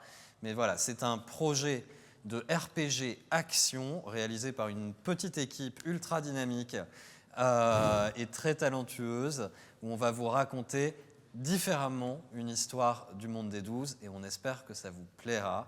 Adrien, je te remercie d'être venu nous présenter ce projet. J'espère que ça vous rend aussi heureux que moi. Ça va être un jeu totalement différent de ce qu'on fait d'habitude. Merci à toi. Salut. Et alors maintenant, on va passer à des jeux que vous connaissez peut-être un petit peu mieux et notamment on va parler de Wakfu. Wakfu, vous avez pu voir au travers de la bêta ce qu'on vous réservait, mais tout le monde ne va pas sur les bêtas. Alors, si vous n'en avez pas encore entendu parler, voici ce que vous réserve la mise à jour.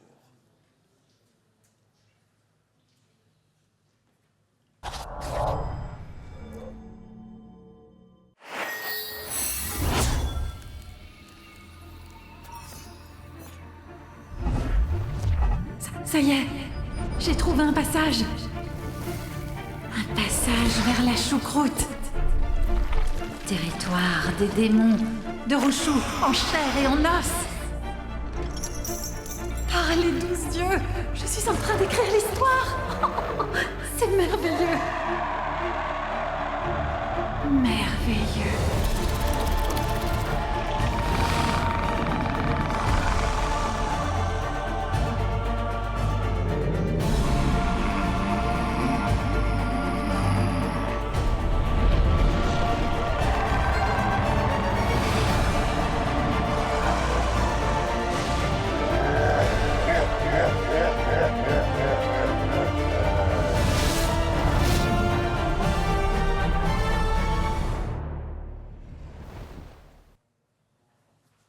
La choucroute.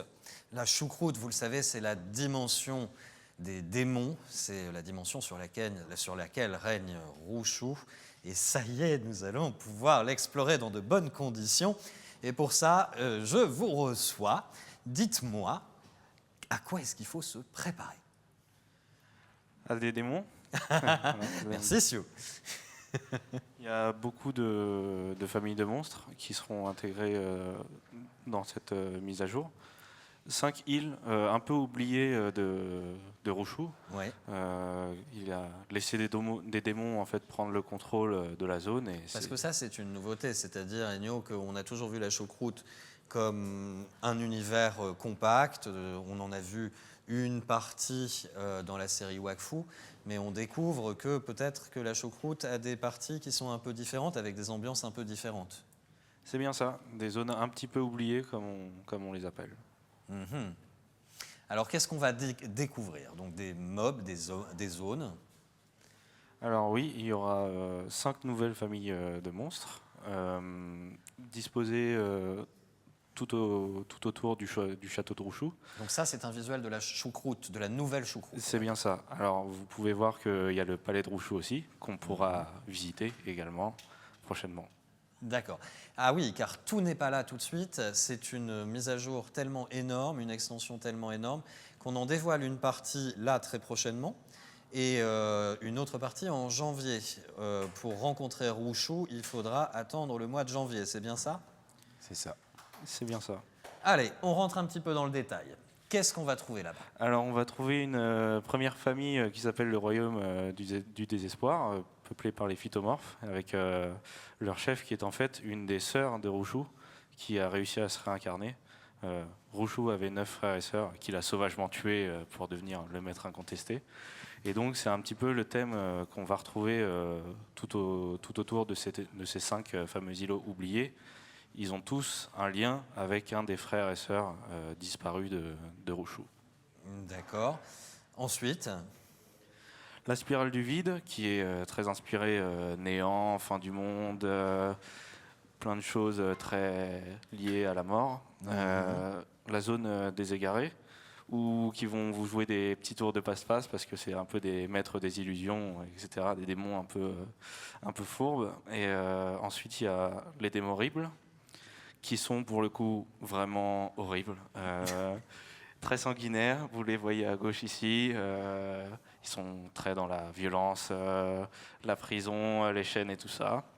Et le fleuve des morts, la route des morts, pour finir, qui est la zone en fait des ravageurs. Une famille de monstres qu'on va aussi retrouver un petit peu dans un autre projet. Alors en fait, ce que je lis en filigrane, c'est qu'on a toujours un lien avec l'héliocalypse ici. C'est bien ça. D'accord, donc on va continuer à explorer cet héliocalypse, à essayer de comprendre ce qui se passe et pourquoi ça a atteint toutes les époques du monde des 12. Et donc, on va explorer cette choucroute, rencontrer les mobs, mais il reste un morceau. C'est ça. En fait, la quête, la mise à jour sera déployée en décembre. La quête va nous pousser à découvrir pourquoi, qu'est-ce que c'est l'héliocalypse un petit peu. C'est toujours un peu un mystère. Et donc, certaines réponses semblent liées aux démons. C'est pour ça aussi qu'on avait les pactes démoniaques et les brèches dimensionnelles déjà plus tôt cette année, qui sont elles aussi liées aux démons. Et c'est pour ça que le joueur va essayer de chercher Rouchou en quête de réponse. Et Rouchou, justement, sortira prochainement en janvier. Ce sera un boss ultime, un boss très impressionnant, très flashy, très cruel, très et qui barbare. nécessitait un petit peu de travail, justement, pour pouvoir être à la hauteur de l'événement. C'est une très belle extension, avec voilà, une nouvelle couche narrative, des nouveaux boss. Qu'est-ce qu'on va trouver concrètement à l'intérieur? Donc avec ces 5 familles de monstres, elles auront chacune une quête pour expliquer un petit peu qu'est-ce qui se passe dans cet endroit. Et pour chacune de ces familles, on pourra aussi croiser Anatar, qui est un personnage très, très fort de la série Wakfu, qu'on voulait absolument mettre. Il pourra se joindre en fait aux boss qui peuvent être trouvés. Donc double combo, un petit peu comme dans les combats de catch, en votre défaveur évidemment. Voilà, Anatar. Même si j'ai le pack Anatar, il vaut mieux l'avoir justement, ça pourrait vous aider. Ok, c'est tout sur cette extension, mais non, il en reste. Et oui, quand on croit qu'on a atteint la fin, on va décap du coup le niveau max que pourront atteindre les personnages. Donc actuellement c'était 215 et là ils pourront progresser jusqu'au niveau 230, donc gagner encore en puissance, des nouveaux équipements super beaux et super puissants. Très bien. Donc un nouvel univers, des nouveaux mobs, un nouveau boss ultime. Et ce n'est pas tout. Non. Il y a aussi du modding d'interface qui fait son apparition à la mise à jour. Donc on peut mettre dans le bon dossier des images de gens qui auraient fait des super thèmes, fait des super images pour avoir par exemple une apparence chouchou pour aller avec l'extension sur son client. Et du coup avoir un thème entièrement personnalisé à la place du jeu de base. Donc je personnalise mon interface. Il y a des outils pour ça, mais il y aura aussi une bibliothèque communautaire où on pourra partager des thèmes. Alors ça pourra se faire sur le forum, dans le camp des développeurs, déjà, où on pourra partager son thème, le mettre à disposition des autres. Ça peut aussi s'organiser communautairement. Il y a des fansites comme Méthode qui parlent déjà de potentiellement référencer tous les thèmes qui pourraient exister et intéresser les gens. Et après, aux gens de se débrouiller pour trouver le thème qui les intéresse. Ou bien de faire le leur. De faire le leur. Alors moi, si j'essayais, ce serait horrible, je vous le dis tout de suite. Donc je vais aller plutôt piocher chez les copains. Sinon, ça va devenir vraiment très désagréable. Alors ça, c'est sur cette mise à jour. Mais le but, c'est aussi de parler d'avenir. Alors la mise à jour, c'est l'avenir, mais c'est l'avenir très proche. Qu'est-ce qui va se passer ensuite? Notre roadmap 2022, c'est quoi? Alors, on vous a préparé quelques petites images. Très très belle première image. Merci. C'est la refonte aux Amodas qui était attendue depuis un petit paquet de temps par les joueurs maintenant. Alors, on a mis quelques objectifs. Ça n'empêche pas qu'il y aura plein de surprises, évidemment, en plus de ça. On prépare, comme souvent, une nouvelle extension de contenu pour 2022. Donc, un nouvel univers à visiter, peut-être en lien avec quelque chose, on verra bien, ou bien une création unique. Ce sera l'occasion de vous en reparler tout au long de l'année. Mais c'est vrai qu'on s'était dit, cette année, c'est les 10 ans de Wakfu. Et ça fait 10 ans qu'on fait plein d'histoires, plein de fonctionnalités comme les pactes et les brèches, et plein d'améliorations aussi. Mais on voulait essayer de donner un petit coup de jeune aussi au projet, au jeu. Et ça passe aussi par des améliorations, par exemple, sur l'interface.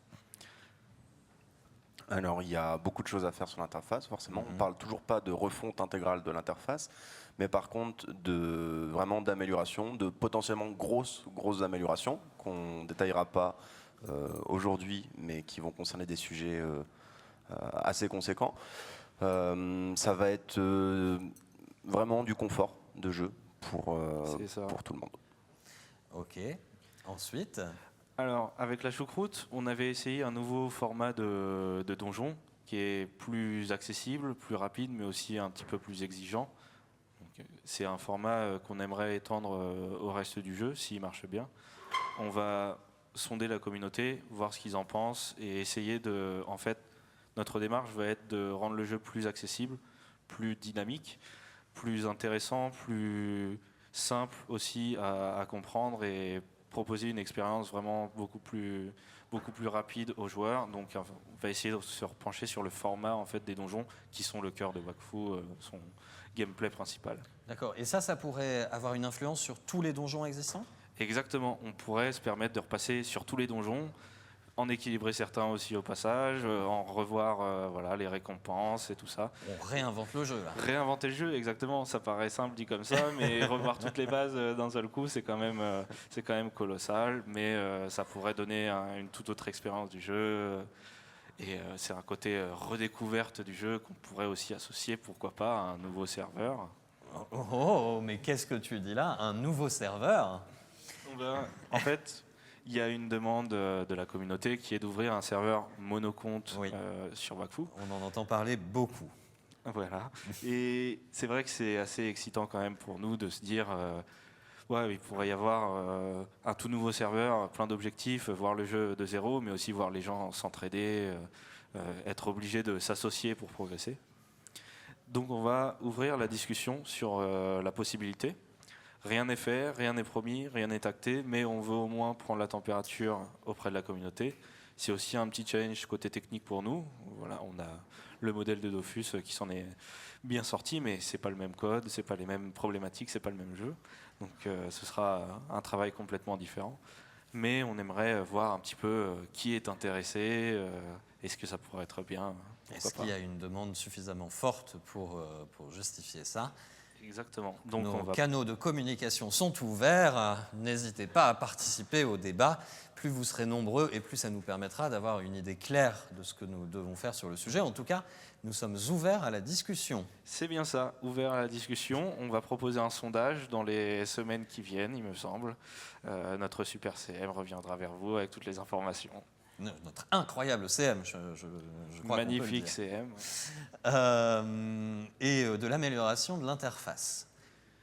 Comme disait Ennio, ça peut prendre de multiples formes, mais ce qu'on veut essayer de mettre en place, c'est le confort du joueur avant tout.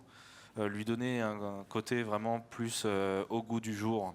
Et donc des fonctionnalités dont on parle depuis un petit moment déjà, qu'on évoque. C'est peut-être aussi le moment de se dire, allez, c'est quand même un sujet qu'on repousse depuis un moment.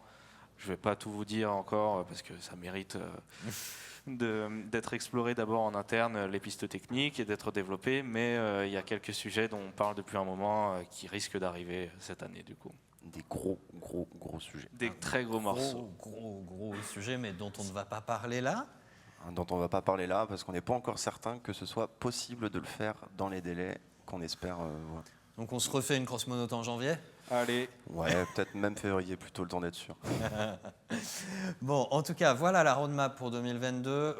L'équipe Wakfu reste sur cette lignée de se dire on améliore le jeu, on va revisiter des principes, on essaye de donner un coup de frais et de voir comment le rendre encore meilleur.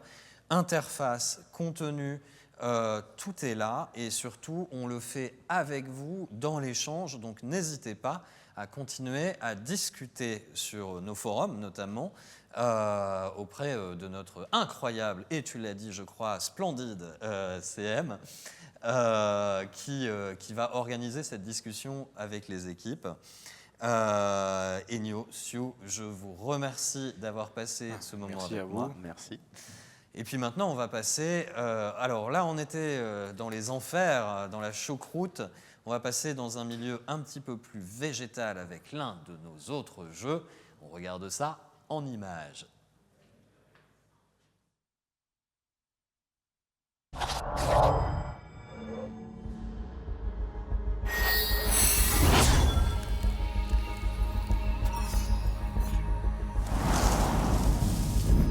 Je sais que son calme et ses trésors vous manquent.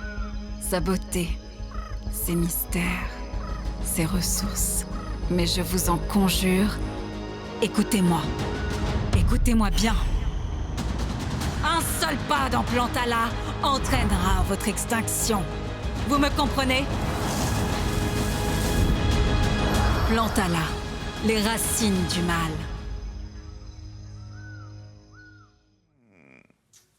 Dofus Touch, Plantala, les racines du mal. Et pour en discuter, vous voilà, bienvenue. On se retrouve après la rétrospective, après le panel. Vous êtes toujours en forme. Toujours debout. Alors, Plantala, les racines du mal, c'est quoi? Alors, donc pour le coup, il y a un an de ça, on a sorti Pandala, la refonte de Pandala. Et Plantala n'était pas encore sorti, donc la logique des choses était de le sortir un jour. Et ce jour est mercredi prochain. Ah oui, ça va être rapide. Ok, donc ça y est, très rapide, c'est parti. Ouais. Et donc, on l'a annoncé hier aux joueurs, tout arrive mercredi prochain. La bêta s'est très bien passée. Et donc, qu'est-ce que Plantala? Plantala, c'est une zone de niveau 200, donc, qui est tenue par... Voilà. Plantala, c'est une zone de niveau 200 qui est tenue donc, par la boss qui est le Damadria. On peut retrouver tout ce qu'on trouve habituellement dans une zone, c'est-à-dire des nouveaux équipements. Donc là, pour le coup, une panoplie de sang, accès, intelligence, agilité. C'est bien ça, ouais. Absolument. Une nouvelle famille de monstres que je vous montrerai juste après, des nouveaux donjons, un nouveau Dofus, le Dorigami, donc qui est actuellement d'ailleurs dans la main de Damadria. Oui. Et tout ce qui l'entoure, donc des nouvelles quêtes, une suite du lore, tout. Donc justement sur cette nouvelle zone, donc il y a des nouvelles maps. J'ai 2 maps à vous montrer qui sont plutôt jolies. Tu veux dire qu'elles sont magnifiques? Ah, excuse-moi. Et donc, pour finir, donc les monstres de la zone, les mobs de la zone. Donc, avec le boss d'Amadria que vous pouvez voir au milieu. Et petit, moi personnellement, il y a quoi non, c'est pas un spoil, c'est le Panda Gorgon qui est tout à droite, qui est pour moi l'un des mobs les plus badass de Dofus Touch. Il est incroyable. Graphiquement, il est incroyable. Il est fou. Et un panda qui s'est fait envahir comme ça par les plante de plantage, je trouve ça incroyable. Ces animations sont géniales aussi en jeu. Ouais. C'est un peu mon crush aussi. Ah oui, c'est vrai. Ah non, il est incroyable, vraiment. Et donc sur tout ça, donc certes c'est une zone, mais c'est aussi un patch, c'est une mise à jour complète qui est juste énorme, je tiens à le préciser, puisque je pense qu'il doit faire genre 5 pages le patch, le changelog. Et donc on peut retrouver pas mal de choses. Il y a la refonte du Dofus Emerald. Il y a un rééquilibrage des classes, donc le steamer qui se fait rééquilibrer par rapport au dernier patch qu'il y avait eu, etc. Il y a tellement de choses. Il y a énormément de choses très diverses et variées. Beaucoup d'équilibrage de stuff aussi. Donc c'est quelque chose que les joueurs attendent souvent, mais c'est compliqué de toucher à des stuffs qui existent déjà en jeu. Donc là, on est revenu sur Panoply Harbour, sur le Nuncharang, sur pas mal d'objets et des donjons. Enfin, il faut lire le changelog. Je pourrais pas tout détailler, sinon on en a jusqu'à 21h. C'est clair. Donc voilà pour Plantala. D'accord. Et donc. Alors, le principe de cette cross-monote, c'est de parler des choses qui vont venir tout de suite. Mais Wise et Yawn, on va parler aussi de 2022 et de nos projets en 2022. Alors, c'est quoi-t-il donc qu'on fait-on en 2022 ? Alors, pour 2022, donc, déjà, il va y avoir des sujets un peu plus récurrents, comme vous pouvez voir, donc, la lutte contre les bots, l'équilibrage des classes, et d'autres sujets comme l'amélioration de l'UI, donc, et les armes légendaires, dont on va vous parler un peu après. Donc, pour commencer, puisqu'il faut commencer quelque part, clairement. Donc, la lutte contre les bots, c'est un sujet que les joueurs attendent, c'est un sujet dont on parle souvent. Et on a remarqué des très bons résultats sur cette fin d'année. Au niveau de la lutte contre les bots, il y a une courbe qui est clairement décroissante des bots en jeu. Et donc plusieurs actions ont permis cela. Déjà des actions techniques, donc de toute l'équipe et de toutes les réunions qu'on a pu avoir autour de ça. Parce que quand on vous dit que la lutte contre les bots, c'est une bataille du quotidien, c'est une bataille du quotidien. On a des réunions tout le temps sur ça. Et des actions qui suivent. Et des actions qui suivent, oui, bien sûr. Et je tiens à dire que ça, c'est vrai sur l'intégralité de nos jeux, les bots, et de nos jeux, et de ceux de tous les producteurs et éditeurs de jeux vidéo dans le monde, à partir du moment où ils sont en ligne. Le bot, c'est une calamité, et on cherche tous des moyens régulièrement de s'adapter et de lutter contre ces bots. C'est ça. Et c'est pour ça donc on a voulu le mettre quand même dans la roadmap 2022, puisque certes, on continue de le faire, mais on continue en 2022 aussi, bien sûr. Autant par les aspects techniques, puisqu'on a vu sur cette fin d'année que c'était concluant, que sur les aspects donc plutôt GD, ou mettre en place, donc ça a déjà... C'est un petit peu ce qu'on a dit tout à l'heure dans la FAQ, donc on va pas forcément trop redétailler, mais oui, voilà, c'est essayer d'agir un petit peu à tous les niveaux, que ce soit en jeu pour les joueurs ou de manière plus haute côté serveur, etc. Voilà, on veut être sur tous les tableaux pour lutter au mieux. Et on continuera de le faire l'an prochain et sûrement les années d'après. C'est clair. Autant qu'il faudra. L'année prochaine, ça sera fini. Et donc, si seulement. La réalité, il faut le dire, la réalité, c'est que c'est un jeu du chat et de la souris, et qu'à chaque fois qu'on met une barrière, le jeu pour les autres, c'est de trouver un moyen de la contourner. Totalement. Il ne faut pas oublier qu'il y a des enjeux financiers qui sont derrière. On croit quelquefois que c'est juste 3 développeurs dans un garage qui jouent à mettre des bots. Non, ce sont souvent des corporations, des syndicats criminels qui utilisent les jeux pour créer de l'argent ou quelquefois blanchir de l'argent. Et donc, il y a des enjeux financiers importants derrière, ce qui veut dire qu'ils mettent les moyens derrière. Donc, le combat ne sera jamais terminé, mais on a remporté quelques belles victoires cette année. Ça se voit au niveau des courbes. Et puis, quand même, je me permets de rappeler, mais c'est que nous, à côté, on a un jeu à maintenir et à faire progresser, en fait. Et donc, le temps qu'on peut allouer à ça, pour nous, il est plus difficile à dégager. Parce qu'on peut, si on fait que de l'antibot tout le temps, nous, le jeu n'avance plus. Alors que c'est leur métier. Exactement.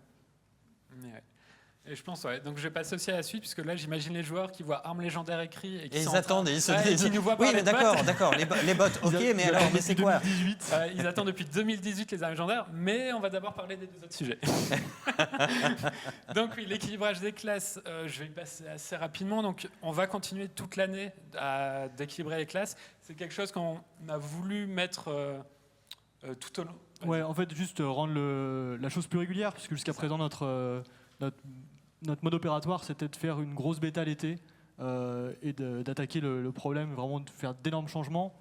On veut essayer de faire des équilibrages plus réguliers, avec un meilleur suivi, pour ne pas laisser traîner des problématiques qui peuvent être soulevées, et puis même plus facilement réagir par rapport à l'évolution du jeu et des différentes mises à jour qu'il y aura. Donc, voilà, c'est ça. Et c'est clairement, on a eu une grosse mise à jour en septembre sur ça. Et là, sur la mise à jour qui sort la semaine prochaine, on a énormément de changements sur les classes, comme je disais sur Steamer, quelques changements sur Zobal, etc. Et ça, c'est dans la lignée de ce qu'on veut faire l'année prochaine. D'accord. Voilà. Et après, pour l'amélioration 8, je vais te laisser. Alors oui, alors lui, pour rappeler, pour ceux à qui ça parle pas forcément, donc c'est tout ce qui est l'interface, donc tout ce qui va être au lieu d'avoir un bouton carré, on va avoir un bouton plus arrondi ou juste plus grand ou des choses comme ça. Enfin, c'est très basique, mais au moins ça explique bien. Est-ce que c'est comme enlever le bouton fusionner tout de l'interface Forge Magie? Par exemple. Mais personne n'a demandé ça, donc je pense pas qu'on le fera. Ça marche. J'ai rien dit. Mais donc voilà, donc ça va repasser donc par plusieurs choses qui vont être du confort de jeu pour les joueurs, et ça passe aussi par des manières plus simples de jouer quand on est tout seul, mais aussi des manières plus simples de jouer et de communiquer avec les autres. Donc tout ça, on en reparlera en temps voulu l'an prochain. Mais ça va être cool. Donc, on continue de travailler. La ligne directrice, c'est rendre le jeu plus agréable, rendre le jeu plus agréable, rendre le jeu plus agréable. Alors, il y avait un 4e thème, mais on va hélas pas avoir le temps d'en parler. C'est dommage. On en reparle dans 2 ans. On doit ans. passer à la suite. Je plaisante évidemment. Allez-y, parlez-nous des armes légendaires. Est-ce que tu veux introduire ou est-ce que... Non, je te laisse clairement en parler. Très bien.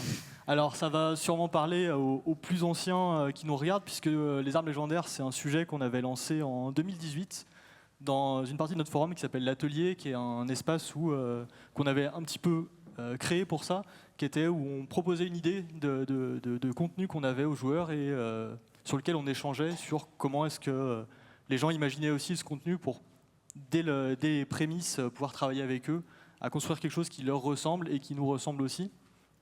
Et c'est un projet qui avait extrêmement plu autant à eux qu'à nous, et que cette année, on va pouvoir concrétiser. Donc pour rappeler très rapidement les armes légendaires, l'idée c'est d'avoir du drop ultra rare, qui est réservé pour les niveaux 200, c'est de la suroptimisation. Et donc, pour résumer très brièvement, dans chaque zone du jeu déjà existante, on va implanter une arme légendaire qui sera obtenable sur les monstres. Et cette arme sera endormie quand on l'obtient, et il faudra l'éveiller dans un élément au choix du joueur. Et donc, si on l'éveille en feu, elle donnera des caractéristiques, bien évidemment feu. Et par la suite, l'idée c'est de pouvoir la customiser, c'est-à-dire améliorer les bonus de l'arme en fonction du choix du joueur. C'est-à-dire que si l'arme donne de l'intelligence et des dommages critiques, c'est lui qui va choisir laquelle de ces 2 caractéristiques il va vouloir faire progresser et donc pouvoir se suroptimiser. Et ça, c'était un petit peu le résumé, c'est ce que les joueurs connaissent déjà. Et dans les grands débats qu'il y avait, c'était mais comment faire pour ne pas en faire des rivales aux armes classiques. Et pour ça, en fait, on est parti sur la solution d'en faire des objets d'apparat, donc qui se mettent par-dessus, qui se rajoutent aux armes, en fait, qui viennent se greffer et donc qui vont rajouter des bonus en plus. Donc c'est pour ça que je parlais de suroptimisation, parce que là, on va être vraiment sur un gain de force brut pour le joueur, donc qui va permettre de débloquer des nouvelles stratégies, une nouvelle méta, etc. Tout en ne rendant pas la chose trop indispensable, puisque notre objectif, c'est toujours de rendre ça très très difficile d'obtention. Ouais. Globalement... Ça a l'air pas mal, Voilà. Donc effectivement, on rend le jeu plus agréable, on lutte, évidemment, on continue à lutter contre les bots. On va ajouter du contenu, mais on ajoute aussi la possibilité pour les joueurs d'aller encore plus loin et d'accéder encore à des modes de jeu encore différents, réinventer le jeu également. Avoir une nouvelle forme finale. Ouais, c'est ça. Et surtout, c'est un contenu qui va durer dans le temps. C'est ça qui est intéressant, puisque déjà, le drop de l'arme sera difficile, puis après, l'éveil de l'arme, l'amélioration. Je crois que le calcul théorique d'obtention de toutes les armes et d'amélioration au max de toutes les armes, si quelqu'un voulait le faire entièrement seul, ça prendrait quelque chose comme 9 ans, 6 mois et 7 jours, je crois. Donc bien évidemment, il ne faudra pas le faire tout seul, c'est pas le but du jeu. Mais voilà, on est sur quelque chose de durable. Ok, il y a du challenge, Oui, effectivement. Eh bien, Yoan, Wise, je vous remercie d'avoir pris le temps de parler de cette roadmap 2022. Il y a pas mal de choses en projet, vous le savez, on a commencé à vous dévoiler un certain nombre de surprises. Il en reste encore, croyez-moi, des choses dont vous n'avez pas encore entendu parler et qu'on va vous dévoiler, mais évidemment, on garde le suspense. Il y a un projet que vous connaissez, que vous suivez depuis un petit moment, vous avez eu l'occasion de le tester, d'aller dans des phases d'alpha, de faire vos remontées, de nous dire ce qui vous plaisait, ce qui ne vous plaisait pas. Ça s'appelle Waven. Et pour en parler, je retrouve Xialé. Salut Xialé. Salut. Bon alors, qu'est-ce qu'on fait à partir de maintenant? Il y a eu l'alpha qui était exceptionnelle. J'ai eu la chance de pouvoir en profiter. Elle s'est terminée il y a quelques semaines. Et maintenant, c'est quoi la suite? La suite, ça va être du coup la prochaine alpha en décembre, que nous avons déjà annoncé, donc je ne vais pas m'attarder trop sur le sujet. J'ai déjà annoncé qu'il y aurait du coup la refonte de la classe CRA, qui va suivre le modèle des refontes précédentes. Il y aura le retour du PVP 1 contre 1. Là, j'aimerais juste compléter un peu ma réponse tout à l'heure que j'ai fait. En décembre, on aura encore une fois la version basique, on va dire, du 1v1. On va ajouter une nouvelle île, comme on a fait pour la synchrone. Une nouvelle île sur laquelle on pourra lancer des combats 1 contre 1 et avoir un mode compétitif avec un leader. Ça, c'est la base du PVP qu'on va obtenir. Mais l'idée, ce sera quand même plus tard de l'améliorer, de peaufiner et d'avoir un mode compétitif vraiment enrichi. Donc, je voulais juste revenir sur ce point pour indiquer aux joueurs, surtout aux joueurs qui attendent le retour du PVP avec impatience, que c'est vraiment l'objectif de réintroduire le PVP, de recommencer à tester les mécaniques de classe sur le PVP, mais que ce ne sera pas la version PVP définitive. Voilà. Donc ça, c'est pour décembre. Oui, parce que de toute façon, on reste dans ce principe d'alpha. C'est-à-dire qu'on teste des choses, on ajuste et puis on fait évoluer. Tout à fait. Et justement, un des retours qu'on avait eu sur la précédente alpha, c'était par rapport au mode coop, donc le mode multijoueur, où il y avait effectivement des petits couacs, c'était très long, les récompenses n'étaient pas forcément à la hauteur du temps investi, et en même temps c'était très simple de faire ces combats, donc il y aura également pour décembre un petit travail de fait, même si probablement il faudra d'autres itérations encore pour avoir un mode coop qui soit vraiment efficace. D'accord. Ça, c'est pour cette fin d'année. Donc, décembre, là, tout de suite, dans quelques semaines. Là, on est à pas très longtemps du freeze. Hein, d'accord. Donc, on vient de sortir de la phase d'alpha. Vous avez observé, vous avez pris les remarques et vous proposez déjà une itération sur d'autres sujets. Hein. Et donc, on va pouvoir se relancer dans Waven. Je suis super content sur les vacances de Noël, j'espère. Oui. Tout à fait, c'est prévu. Et ensuite, on va parler de 2022. Vous avez prévu quoi en 2022 ? Il y a beaucoup de choses en 2022. Alors, je vais dévoiler une roadmap prévisionnelle. Elle est très chargée. On va essayer de tenir ses objectifs le plus possible.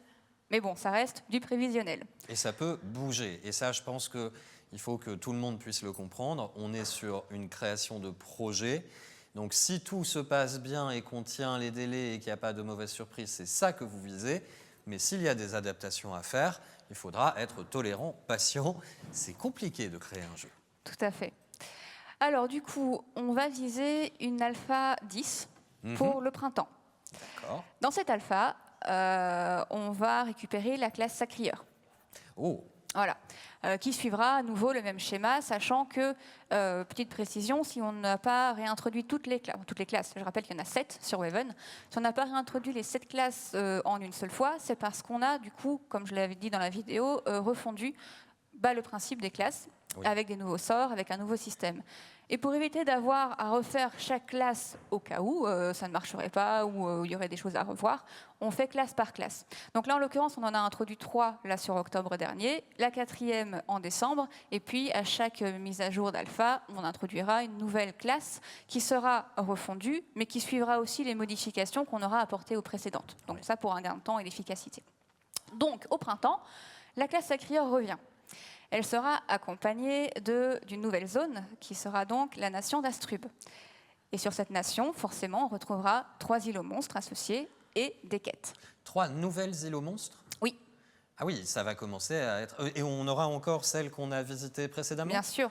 Donc là, sur la précédente alpha, on avait la nation de Bonta, les 3 îlots monstres de Bonta, et on avait laissé 2 îlots monstres de Brakmar parce qu'elles étaient déjà connues des joueurs. Ouais.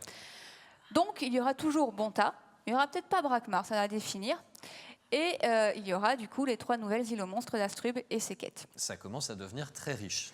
Ça va commencer à être riche, effectivement. Sachant qu'un des gros objectifs également pour le printemps, c'est le système de quête quotidienne. Alors, on a déjà un système de daily quest, on appelle ça en interne, sur cette alpha, c'est-à-dire sur la Havre Hill, on avait un personnage qui t'emmenait tous les jours sur une zone inconnue. Ce système, on va le développer, on va l'étendre à tout le monde des 12, et en fait, on va proposer un système de quête quotidienne sur chaque zone. Donc, plus uniquement sur sa Havre Hill, mais sur chaque zone. Donc ça va être beaucoup de travail également. Et ça va nous permettre de débloquer plein de choses que je n'ai pas abordées aujourd'hui. Mais j'aurai l'occasion de le faire dans de futurs devlogs. Mais en tout cas, c'est un bon chemin qu'on va prendre, en tout cas pour la boucle globale du jeu et de la progression. Super. Donc ça, c'est pour l'alpha de septembre, du printemps, qui ne sera pas en septembre du coup. La suivante... On vise l'été. Peut-être septembre. Non, on va essayer de viser un peu plus tôt que septembre. Mais donc là, on retrouvera la dernière classe, à savoir la classe Osamodas. Osamodas, c'est ma classe dans les autres jeux. C'est ta classe. Pourtant, oui, c'est. Il n'y a pas ta fête, pourtant, en été. Non, mais non, c'est vrai. C'est vrai. Écoute, il faut que je me trouve un truc pour l'été, effectivement. Oui. Alors, du coup, classe Osamodas, qui sera donc intégralement refondu également. Et puis, on ajoutera la nation de Brakmar et on réintroduira les 2 îlots monstres que les joueurs connaissent déjà et la 3e. Mais ça va devenir gigantesque. Là, ça y est, ça va commencer produit, à prendre de l'ampleur et à ressembler vraiment à un jeu abouti. Ouais. Oui. Petite information aussi, objectif qui est, on va dire, optionnel entre guillemets pour l'été, c'est qu'on va essayer également de proposer un mode replay, notamment pour les combats PVP et un mode spectateur. D'accord. Donc, ce sera quand même plus pratique pour les tournois et pour les combats de manière générale. Bon, ça c'est donc pour l'été. Oui, alors...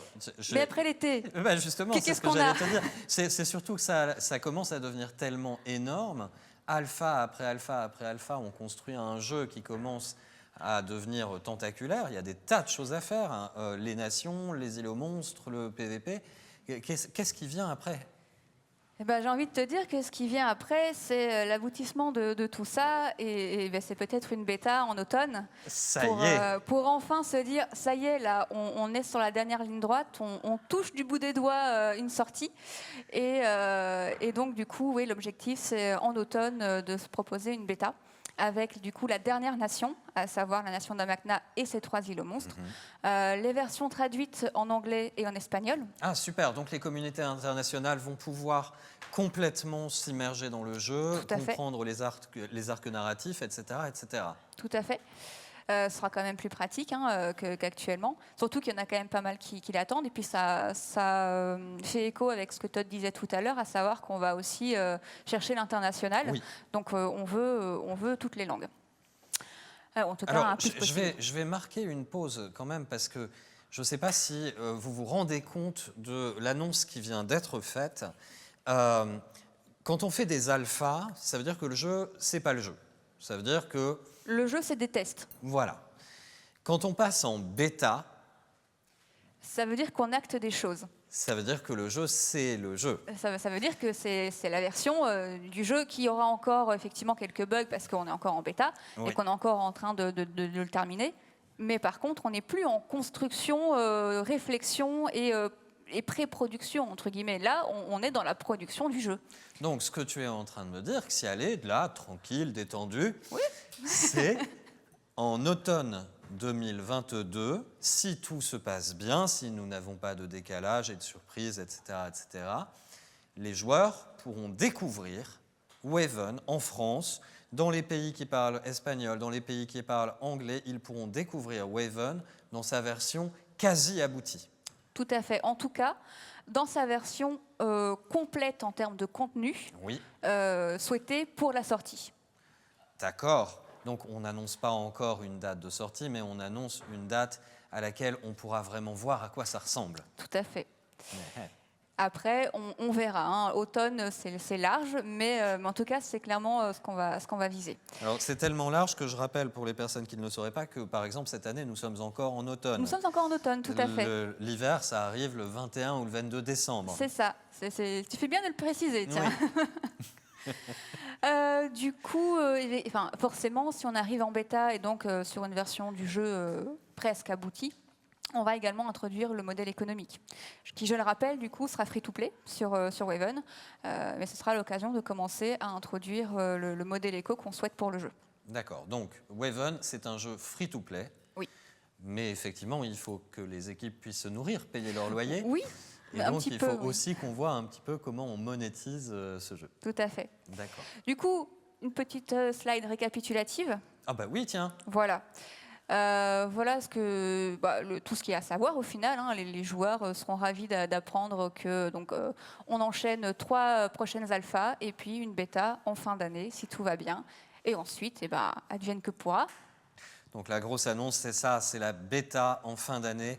En fin d'année 2022, Waven commence à prendre son envol. Il déploie ses ailes. On n'est plus en phase d'approximation et de test. On est en train de finaliser le jeu. Tout à fait. Eh bien, Xialé, je te remercie d'avoir dévoilé cette nouvelle avec autant de décontraction. Voilà. Vous le savez, les projets que nous avons sont souvent des projets digitaux, des projets qui n'ont pas avec lesquels vous ne pouvez pas vraiment rentrer en contact. Et bien, quelquefois, ça peut manquer un peu. Et pour ça, nous avons une équipe de choc, une équipe qui, en plaisantant, quelquefois se définit elle-même comme étant une équipe de bras cassés, mais croyez-moi, ils ne le sont pas. Ils sont en contact avec l'international, ils sont en contact avec des créateurs, des artistes, des grandes marques. Ils font tout pour vous faire plaisir. Je parle de notre équipe produits dérivés. Et pour parler de produits dérivés, j'accueille Bam et Fab. Salut, comment ça va? Salut. Salut Jane, ça va? Ça va. Oui, moi ça va super bien. J'ai adoré cette description. Les bras cassés ou l'international? Qu'est-ce que tu préfères? Envoyer du rêve. Alors, on ne va pas avoir le temps de parler de tout ce qu'on prévoit de faire l'année prochaine, mais j'avais envie qu'on parle un petit peu de quelques projets originaux qui vont arriver. On le sait, hein, côté produits dérivés, on est parti, on est une entreprise de jeux vidéo, de divertissement, et donc on est parti de choses assez classiques, des tapis de souris ou des choses qui sont directement en relation avec le monde du gaming, mais on essaye aussi d'aller explorer des terres un petit peu différentes et de proposer des choses qui font plaisir à d'autres types de populations. Qu'est-ce que vous prévoyez de sympa pour l'année prochaine? Alors, ce qu'on voulait te présenter ce soir, est-ce que tu te souviens du pendentif qu'on avait fait il y a 2 ans, qui était un bijou fantasy qui représentait le Dofus Emerald? Le Dofus Emerald avec un cristal qui était très très chouette et qui avait beaucoup plu. C'était totalement différent de ce qu'on proposait habituellement. Je me souviens que effectivement, ça s'était arraché. C'est ça, ça nous a beaucoup surpris. Nous, on avait fait ce produit pour faire plaisir, aussi nous faire plaisir, mais ce n'était pas forcément là où on nous attendait. Et on a fait un tirage limité, qu'on a annoncé comme limité et qui est parti très très vite. Oui. Ensuite, la communauté nous a demandé est-ce qu'on peut en ravoir, et malheureusement, un tirage limité, non, c'est le principe. Sur la même lignée, elle nous a demandé la suite de la collection. Et c'est ce qu'on va pouvoir vous proposer dès fin janvier sur l'Ankama Shop, où vous avez la suite, les 5 autres Dofus primordiaux. Alors, je ne sais pas si on va réussir à les voir à la caméra. Alors, c'est pas la bonne. C'est sympa aussi, hein. Voilà. Alors, on fait la mise au point. Alors, tu as retrouvé. Donc, je t'ai remis le Dofus Emerald tout en haut. Le Dofus Emerald est ici. Alors, pour rappel, il s'agissait d'un joli cristal avec un petit insert métallique qui venait reprendre le symbole principal de ce Dofus. Et donc là, on va avoir toute la collection. Je vois un tofu, par exemple. Donc le Dofus ocre, qui sera, lui, proposé à l'unité. Et ensuite arriveront des packs de 2 Dofus, des duos, avec le Dofus turquoise, le Dofus pourpre, je vais y arriver, Avec une petite flamme, donc le turquoise avec une petite goutte, le pourpre avec une petite flamme. Et ensuite l'ébène et l'ivoire. Nos artistes ont travaillé sur des interprétations. Il ne s'agit pas juste de sortir une reproduction stricte des Dofus tels qu'on les connaît en jeu. Il s'agit bien d'une interprétation de nos artistes. Voilà, on est très content de proposer ça. Là, on pourra avoir la collection complète des Dofus. Alors, on sait que c'est une demande récurrente de la communauté qui nous dit « Mais pourquoi vous ne faites pas des Dofus ?» Et on a déjà répondu à cette question en disant bah, « Le problème, c'est que le Dofus est un objet tellement important que si on veut en faire une belle représentation qualitative, on est face à des tas de challenges. On veut que ce soit beau, on veut que ce soit qualitatif, on veut que ce soit fidèle à l'image que nous en avons, et on veut que ce soit pas trop cher.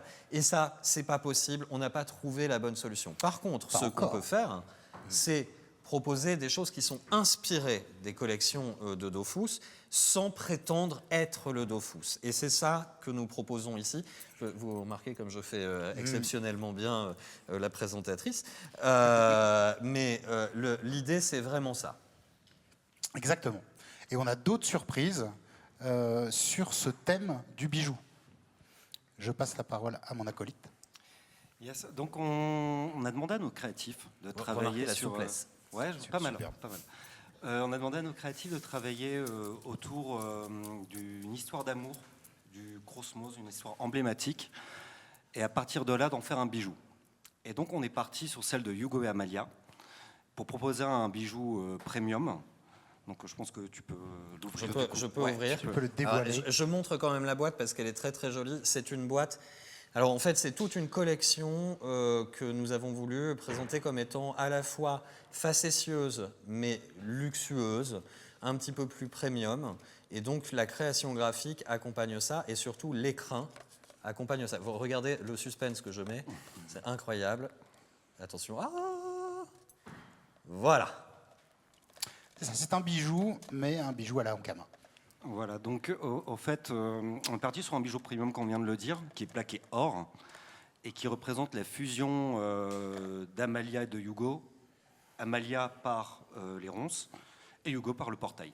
Voilà, la définition de l'amour, garder sa singularité tout en s'adaptant l'un à l'autre. Et on a donc ce portail et ces ronces qui s'imbriquent et qui se complètent. Alors c'est un bijou qui, quand on parle de premium, ça veut dire quoi, ici? Alors, il y a la rareté. Il sera lui aussi en tirage limité, qui cartonne ou pas. Ce n'est pas l'idée de faire, encore une fois, du commerce autour de ça. Il s'agit vraiment de proposer une offre rare. Il y a aussi la matière. Les premiers pendentifs permettent une accessibilité prix. On n'a pas envie de priver les gens de se faire plaisir parce que le produit est trop cher. Donc, on a cette offre de bijoux fantasy et on a aussi une offre un peu plus, un petit peu plus chère, mais c'est du plaqué or. C'est extrêmement rare, c'est fabriqué en France. Donc ici, c'est plaqué or. Exactement. Ouais. D'accord. Alors, ce qu'il est important de voir aussi, c'est qu'on veut faire plaisir à la communauté, mais on veut faire plaisir de manière... C'est un clin d'œil. C'est-à-dire que ce soit les Dofus ou que ce soit ce pendentif, si vous connaissez nos univers, vous allez dire « je sais que je porte quelque chose qui fait référence à cet univers que j'aime ». Mais si vous avez en face de vous quelqu'un qui ne le connaît pas, eh bien, il va juste constater que c'est joli. Et à la rigueur, ça peut être le début d'une conversation, wink wink, mais en tout cas, effectivement, l'idée c'est ça, c'est des références discrètes, mais que vous pouvez saisir. C'est en ça qu'on dit, c'est pour vous faire plaisir. On en fait des petites quantités. C'est vraiment pensé pour les fans de nos univers. On espère que ça vous fait plaisir. On parlait tout à l'heure de Princesse Dragon. Bon, qui dit sortie de film dit aussi qu'on a envie de vous permettre de garder des souvenirs. On a pensé à quoi côté Princesse Dragon pour accompagner la sortie du film? Nous, on a eu le privilège de voir Princesse Dragon en avant-première et on a été bouleversés par le film et touchés. Et moi donc. Il est extraordinaire, il est plein de tendresse, plein de beauté. Moi, quand j'ai regardé le film, je suis papa d'une petite fille de 3 ans et à la fin du film, j'avais envie de le revoir avec ma fille, au chaud, sous la couette, en train de boire un petit chocolat chaud et passer un moment de cocooning vraiment sympa. Et on s'est dit, mais pourquoi pas? Donc pour accompagner on va dire le classique mug, même s'il est assez, je trouve, assez réussi et très joli. Oui, la création. Alors on est resté dans des créations très délicates. L'objectif, c'est vraiment d'accompagner cet univers qui est d'une douceur incroyable. On n'a pas voulu faire quelque chose de vulgaire, de grossier. Tiens, je te colle l'affiche du film sur le mug et hop, c'est parti. On a voulu vraiment avoir des créations jolies et qui évoquaient cette poésie et cette délicatesse. Je trouve qu'il est assez réussi. Moi, je ne suis pas objectif, mais je l'aime beaucoup. Et on s'est aussi associé. On a trouvé un chocolatier français qui a bien voulu travailler avec nous sur un projet un peu fou. On lui a demandé de faire des œufs de dragon en chocolat. Et l'idée, c'est de le faire fondre dans du lait chaud et d'obtenir ce fameux chocolat chaud dont j'avais envie. Alors, il faut savoir qu'on a des métiers difficiles. Moi, un jour, Bam est venu me voir. Il m'a apporté 3 cuillères en chocolat et il m'a dit, alors, il y a un chocolat caramel et chocolat noir. Il faut que tu les testes ce week-end. C'était difficile. Ouais, c'est dur. Je me suis fait violence. Je peux attester du fait qu'ils sont excellents. Et voilà, c'est le vrai chocolat chaud, en fait. Hein. C'est pas le chocolat en poudre, c'est le lait chaud. Et on fond. Il faut être patient, mais c'est super bon. Je confirme. Donc c'est la petite originalité. Bon, en tout cas, on a plein d'autres surprises, mais ça, de toute façon, on aura l'occasion de vous les dévoiler plus tard sur nos sites internet ou sur l'Ankama Shop. L'objectif, c'était de vous montrer un petit peu sur quoi on avait travaillé et puis de vous montrer qu'il y avait des choses très différentes pour des sensibilités très différentes. Fab? Moi, je voulais juste ajouter par rapport à Princesse Dragon, donc qui sort le 15. Sur Ankama Shop, on va sortir aussi une gamme de produits, comme on en discutait il y a quelques minutes. Il y aura des affiches dédicacées par Jean-Jacques Denis et Toth. Alors ça, oui, donc des affiches dédicacées en tirage limité, numérotées et signées. Voilà, et des affiches de haute qualité, parce qu'on voulait un produit hyper cool, avec des couleurs qui ressortent bien. Oui. Donc on a réussi à trouver, Bam a réussi à trouver un bon fournisseur, donc on est vraiment content des affiches.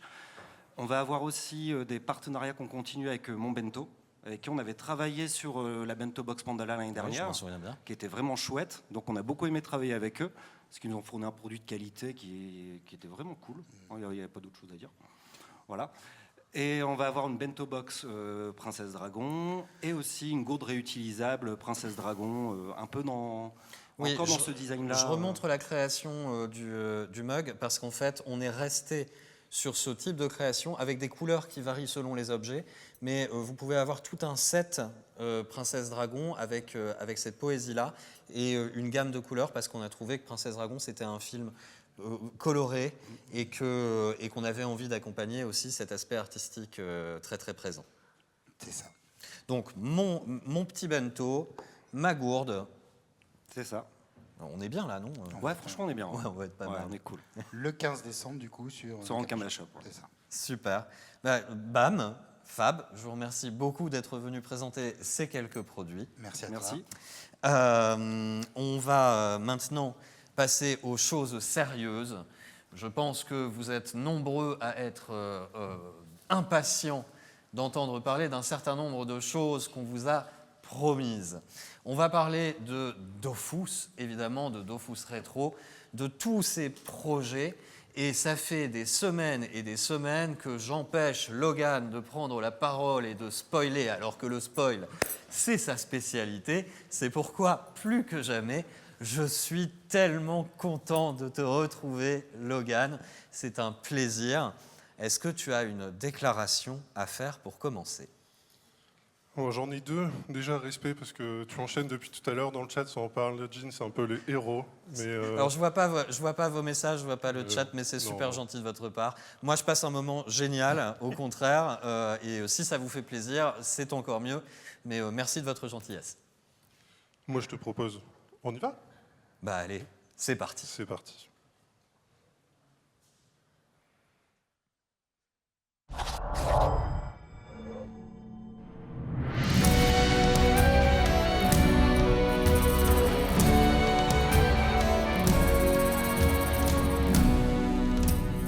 Écoutez, mortels, je suis votre dieu. beau gosse aux cheveux de feu. Appelez-moi Yop, champion de la guerre, et apportez-moi des bières. J'essaie de penser, mais ça fait mal aux yeux. Brandir mon épée, c'est mieux. Si t'es courageux, marche à mes côtés, on s'en ira bastonner.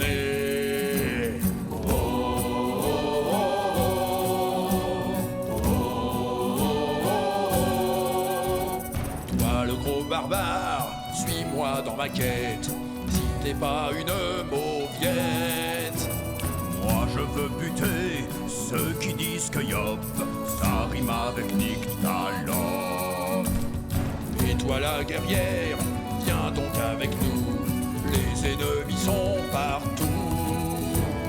Moi quand j'ai un doute, je balance des pains, réfléchir ça sert à rien. Allez, serre-toi de ta tête. Bonne idée.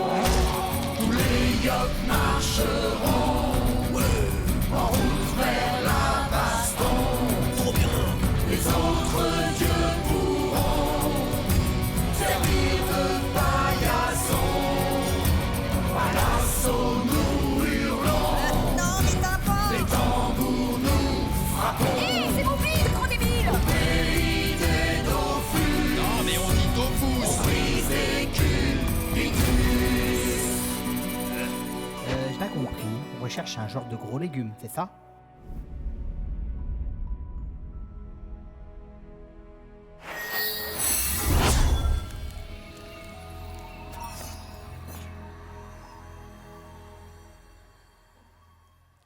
Mais vous ne pouvez pas imaginer quelle impatience nous avions de vous montrer ça. Ça fait des semaines, on a travaillé avec le Naël Band sur les paroles. Ils ont été exceptionnels, je tiens à le dire. Merci le Naël Band. Ils ont été à l'écoute, on a rajouté des références, ils ont rajouté des instruments, ils ont fait les voix. C'était un moment de plaisir. Et une fois qu'on avait fait tout ça, on ne pouvait pas vous le donner, on ne pouvait pas vous le montrer, c'était horrible. On a vécu des moments de souffrance avec Logan. Ça y est, on va pouvoir tout vous dire, vous l'avez bien compris. On parle de Dofus Retro Temporis. Allez, go Logan. C'est un peu la télécommande à spoil. Moi, je tiens à dire quand même que ça fait trop plaisir de voir toute cette émotion sur ton visage. Mais c'est la fin, il faut se relâcher maintenant, c'est parti, c'est que du plaisir. Et pour une fois, c'est moi qui ai la télécommande, effectivement. Je peux tout envoyer si j'ai envie. Alors, Dofus Retro Temporis. Grande question. On s'est posé plein de questions sur comment on pouvait adapter effectivement le concept de Temporis à rétro. On est sur une mécanique plus lente, on n'a pas les succès, etc. Du coup, on s'est un peu cassé la tête sur comment on allait pouvoir adapter tout ça. L'idée, en fait, ça va être de proposer déjà, d'une part, une aventure un peu plus condensée, parce que Temporis, c'est court. Oui, rétro, c'est dur, rétro, c'est long, Temporis, c'est court. C'est ça. Et puis, comme vous avez pu le voir, et vous l'avez compris, je pense maintenant, c'est le dieu Yop qui est aux commandes. Le dieu Yop, voilà, on a ses commandements, mais lui, tout ce qu'il veut, c'est de la baston et des aventuriers qui profitent. Donc on s'est dit, on va accélérer l'aventure à son maximum. Ce pourquoi les serveurs Temporis Retro auront globalement un multiplicateur de x3 sur quasiment tous les leviers, expérience, butin, métier, génération de runes. On sait que sur Temporis, les forges mages vont à foison. On a envie que tout le monde s'amuse et on a envie d'en profiter. Il y a plein de choses avec ce Temporis. Vous allez voir, c'est que le début. Déjà, là, wow, mais qu'est-ce que c'est? Est-ce que vous mettez Frighost dans le rétro? Mais non, sacrilège, vous aviez dit que vous ne mettriez jamais. Alors, c'est quoi donc cette map? Explique-toi. Alors, du coup, pour ce Temporis, déjà, on a ressuscité l'éditeur de map de rétro, ce qui est un gros plaisir, on s'est vraiment éclaté. Ce que vous voyez là, effectivement, c'est une partie des assets de Frighost qui ne sont jamais sortis dans sa version 1. Et du coup, Yop vous attend dans sa nouvelle zone, qui est le Hall des Valeureux. En gros, il organise une espèce de gigantesque fête. Il a son banquet dans son petit chalet, tranquille. Il a ses invités.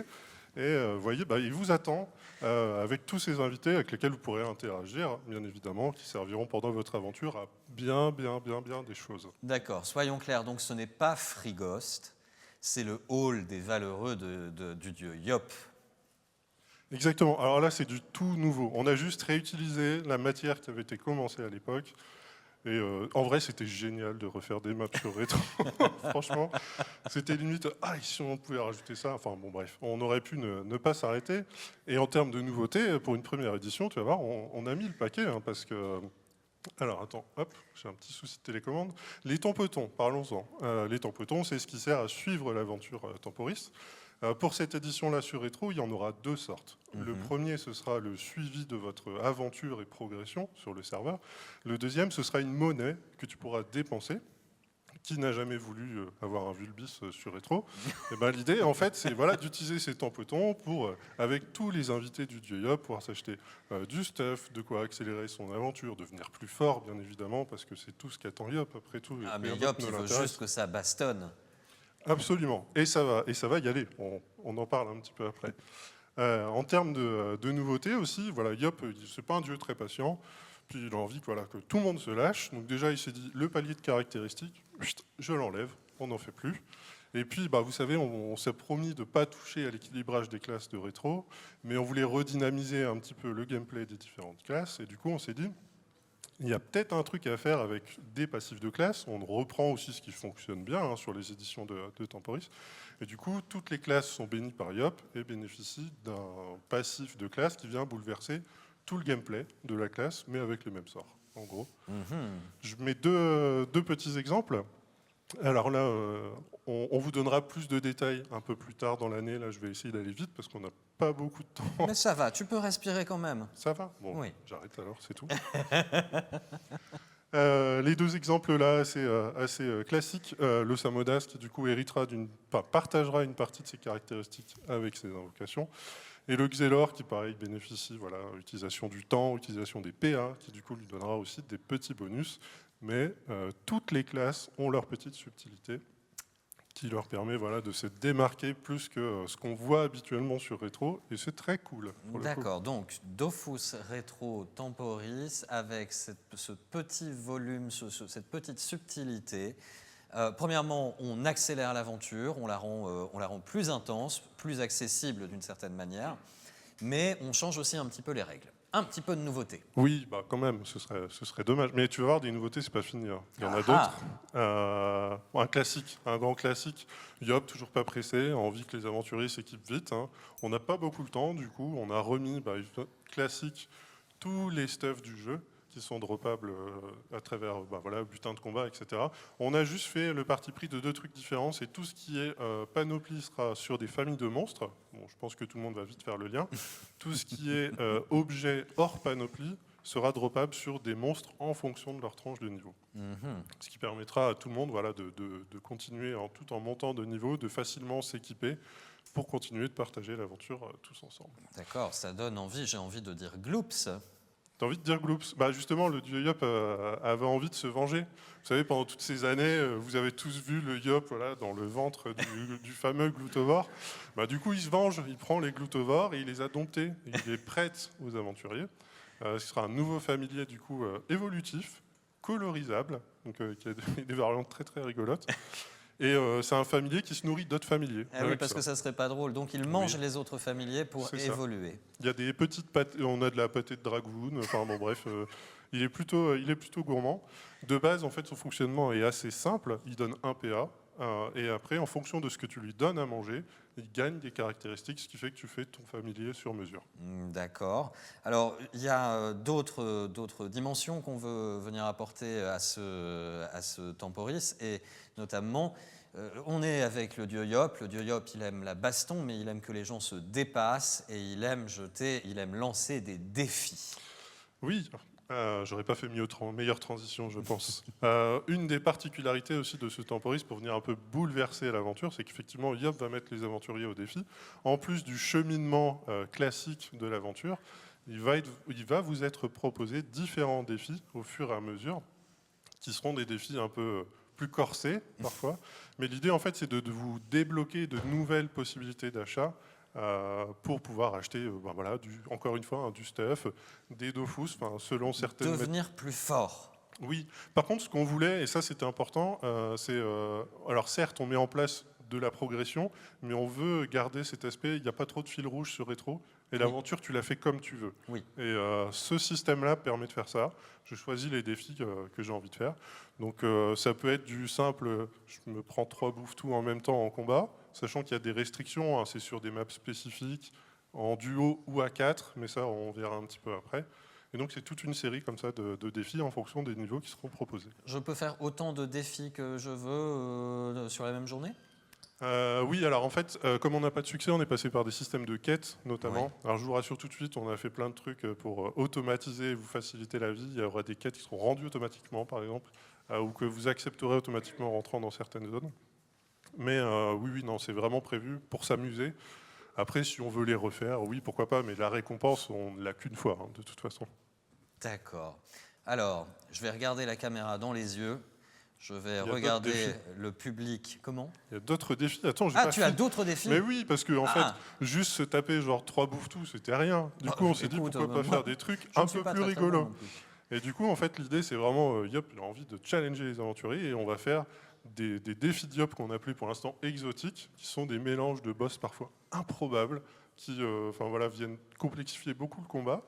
Et en fait, ce qui va être intéressant, c'est que ces défis vont être bloqués de base, et ce sera par communauté, sur votre serveur, de débloquer au fur et à mesure. Donc il y aura une jauge comme ça. On a fait pas mal d'interfaces, vous allez voir sur Rétro, et qui vous permettra de débloquer ce défi exotique. Une fois qu'il est réussi, voilà, tout le serveur peut en bénéficier. Donc c'est aussi cet aspect communautaire qu'on voulait remettre en avant. Et juste pour terminer, parce qu'on parlait d'interface, on a fait aussi quelques petits ajustements avec les moyens. C'est vraiment très cool de pouvoir intégrer tout ça. Vous retrouverez des interfaces qui vous récapituleront les passifs de classe, comment fonctionne la zone, le familier. Je suis désolé, je suis un peu cruel, j'ai flouté les rewards et comment vous allez obtenir les dofus, mais de toute façon, ça changera d'ici ce que ça sorte. Les rewards, voilà. Il y en a des biens. Il y en a des biens, comme on dit, exactement. Donc plein de belles choses. Pour une première édition, on s'est lâché, on avait envie de mettre le paquet, quoi. Bon, alors... Donc, les yeux dans les yeux, je vous le disais. Vous nous demandez souvent, vous nous posez des tas de questions, on adore ça en live, et puis vous avez des suggestions. Et pour nous, c'est très très difficile parce qu'on ne veut pas tout vous dire dès qu'on le sait, c'est pas possible. Il faut qu'on rythme notre communication, il faut qu'on sache se faire désirer, il faut qu'on sache vous faire envie. Et donc, nous avons passé les dernières semaines, voire les derniers mois, à ne pas vous dire qu'il y avait un Dofus Rétro Temporis. Mais nous avons aussi passé les dernières années à vous dire qu'un événement qui a marqué l'histoire de Dofus, qu'un événement qui hante encore vos nuits, et vous vous réveillez encore en sueur et quelquefois en larmes en vous disant « Pourquoi ?» ne pouvait pas être ramené. Eh bien, ça y est, c'est le moment de vous le dire, le Ghoul Terminator revient. Incroyable! Et surtout dans une nouvelle version, dédicace aux booners. Je suis sûr qu'il y en a qui se reconnaîtront dans cette illustration, ça me fait plaisir. Je pense souvent à eux à chaque fois. Boon, comme on dit. Donc non, on est super content de ramener cette édition du Ghoul Terminator. Bon, alors c'est pas le Ghoul Terminator tel que vous l'avez connu. Non, on va forcément le moderniser un petit peu parce que, on voit aussi ce qui se fait en termes de compétition aujourd'hui, ce qui marche mieux, etc. On a parlé longuement du KTA dans les rétrospectives, d'ailleurs qui nous accompagneront aussi, je tiens à le dire, sur cette édition du Ghoul Terminator. Mais on vous donnera des informations, prochainement. Oui, parce qu'on est obligé d'aller vite, on est obligé d'accélérer le mouvement. J'ai trop de trucs à dire. Et donc, je suis obligé de dire, suivez-nous, continuez à regarder nos médias sociaux, à regarder nos sites. De toute façon, le but de cette cross-monote, c'est de vous donner les premières informations, mais les détails arriveront au fur et à mesure. On veut juste vous faire plaisir. J'adore comment tu annonces un Ghoul Terminator au calme, comme ça, puis tu dis allez, on passe à la suite. Allez, on passe à la suite, on enchaîne. Et on enchaîne surtout sur l'année 2022, parce que c'est bien beau de faire un temporis, mais qu'est-ce qui nous attend en 2022 sur Rétro ? Eh ben, allez, on y va, moi je mets tout d'un coup. Allez, go. Alors, qu'est-ce qui se passe ? Il y aura plein de surprises, plein d'interrogations du pourquoi. Déjà, vous l'avez compris, en début d'année, de toute façon c'était dans le trailer, février 2022 vous attend du coup l'édition de Temporis Rétro. On voit qu'il y a du public PVP qui prend sur Rétro, il y a plein d'initiatives. Pour rappel, j'en profite, il y a le Téléboon bientôt par exemple, il y a vraiment des trucs incroyables qui se montent aussi dans la commune Rétro. Et du coup, comme il y a beaucoup de PVP qui se met en place, on s'est dit, on en a parlé, des fois on a utilisé le mot Coliseum, on va éviter. Mais comme on voit que ça prend, on aimerait bien faire quelque chose pour le PVP. On avait déjà commencé avec la zone tournoi, les maps, etc. On veut continuer à donner plus d'outils à la communauté pour pouvoir s'organiser, profiter du PVP sur Rétro.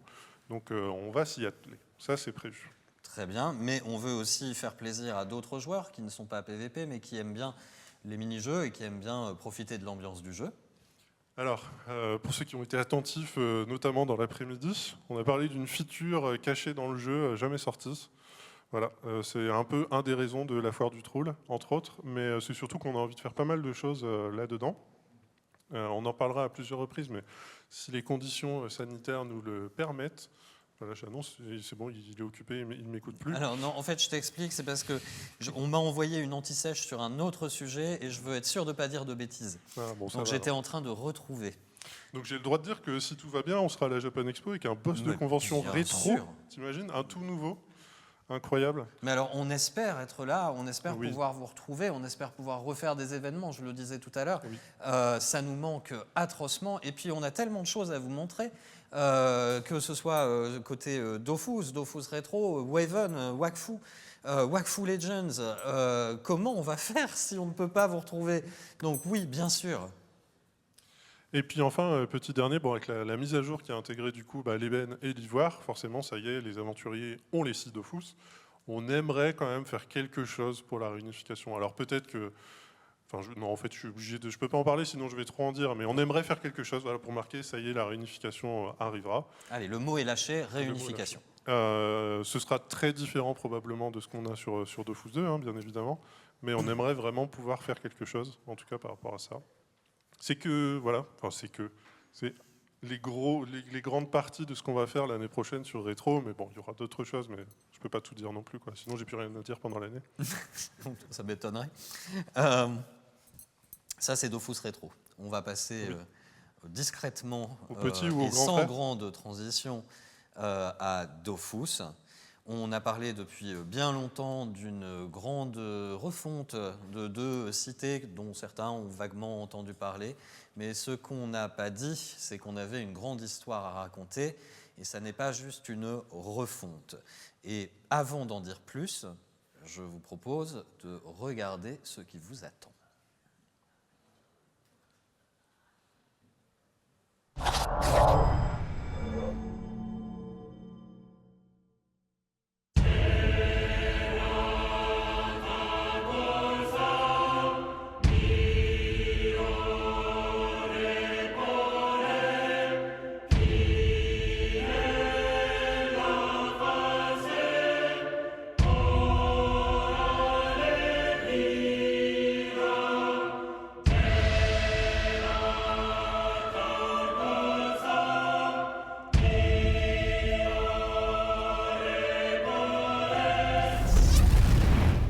Je me souviens de ma cité. Si belle. Si fière. Quand c'est arrivé, j'ai voulu comprendre. Maman disait, c'est un mauvais rêve, rien qu'un mauvais rêve. Rendors-toi. Je me souviens de ma cité. Si sombre. Si sordide. Quand c'est arrivé, mon père avait une lueur dans le regard. Il disait, c'est un doux cauchemar, un savoureux cauchemar. Surtout, ne te réveille pas.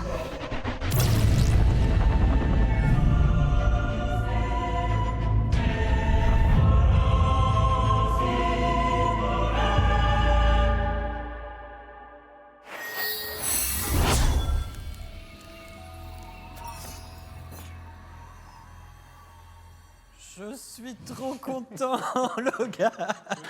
Moi j'ai les frissons à chaque fois. Cette musique est incroyable. Je suis trop content de pouvoir enfin en parler. Ce n'est pas une refonte, c'est une réinvention, c'est un arc narratif, c'est la suite de ce que nous vous avons raconté jusqu'à présent. C'est un investissement incroyable d'1 an par nos équipes graphiques, par nos équipes GD, par nos équipes scénaristiques. Et c'est le moment d'en discuter avec vous. Vas-y Logan, lâche les chevaux, c'est parti. Ok, faut que j'assure, maintenant vous avez compris, la mise à jour s'appellera du coup l'Éternel Conflit, axé bien évidemment autour de cette refonte de Bonta et Brakmar, mais finalement ce n'est que la refonte et le socle de quelque chose d'autre, mais on va s'attarder surtout sur la partie refonte dans un premier temps. Je suis obligé de faire un petit parallèle sur l'histoire quand même, parce qu'on arrive aussi à la fin de quelque chose, parce qu'on se rapproche de la fin de l'Héliocalypse quand même. Donc il était temps aussi de conclure aussi cet arc narratif. Pour tous ceux qui ont été au bout de l'Héliocalypse jusque-là, sachez que voilà, vos surprises ne s'arrêtent pas là, et que peut-être que cette refonte est aussi également étroitement liée à l'Héliocalypse. Que se passe-t-il ? Beaucoup de questions. Bon, si on parle refonte, évidemment, donc on parle de refonte graphique, et pas que complète des deux cités. Le cahier des charges qu'on s'était fixé, voilà, c'était vraiment, on voulait améliorer ce que c'était qu'une ville dans Dofus aujourd'hui, redévelopper un petit peu des nouveaux points d'intérêt, et surtout aujourd'hui, Bonta et Brakmar sont très opposés, mais on ne voulait pas en faire que des villes miroirs. Donc chaque ville a un peu ses petites particularités. Et puis, c'est aussi l'occasion de retravailler le bestiaire qui était présent dans les villes. Bon, vous savez que je suis Brakmarien, mais on dit toujours Bonta et Brakmar. D'ailleurs, je ne sais pas pourquoi on ne dit pas Brakmar et Bonta, mais du coup, on commence par Bonta, c'est pas grave. Mais c'est magnifique, en vrai, c'est vraiment trop magnifique. Comment je vous mets un petit slideshow. Bon, déjà, on va commencer par le plan. Vous voyez que Bonta a bien changé. Ouais. Le cahier des charges, c'était aussi de beaucoup plus se rapprocher de ce que l'on voit dans Dofus le film. Donc Bonta qui est une ville portuaire, qui est une ville très en hauteur, qui monte, qui a du relief. L'idée c'est d'arriver par ce fameux pont qu'on voyait énormément. Tout un quartier d'activité avec tout ce qui est hôtel des ventes, artisanat, etc. Et plus on monte, plus on arrive dans les quartiers un peu de la ville. Je vous montre, pendant qu'on évoque un petit peu. En fait, j'ai juste envie de laisser les images et puis de vous laisser profiter parce que c'est juste tellement beau partout. Et encore, là, sur les captures, il n'y a pas forcément les PNJ, mais tous les ateliers, toutes les maisons, tout a été refait. L'arène, la milice, la tour des ordres. Vous allez totalement partir à la redécouverte de Bonta et de Brakmar, bien évidemment. Mais en tout cas, vous allez avoir plein de choses à découvrir. Mais là, on montre le Bonta du dessus, mais il y a aussi le Bonta du dessous, que vous connaissez bien, puisqu'on avait les égouts de Bonta. Et tu vois, à Bonta, oui, on a le bon goût d'avoir même les égouts qui sont propres.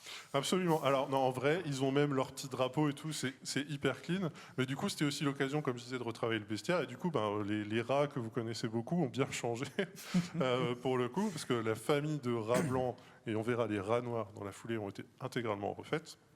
D'ailleurs, je vous montre le petit rat blanc, vous allez voir, il est super drôle. Ce qu'il faut retenir pour des raisons de liaison avec d'autres donjons, on a changé la mécanique de monstre des rats, mais pas le boss. C'est-à-dire que le rat blanc et le rat noir seront, comme aujourd'hui, par contre, ils sont intégralement revus. Graphiquement. Artistes. Le donjon aussi, là je vous montre la zone, mais tout le donjon a été refait.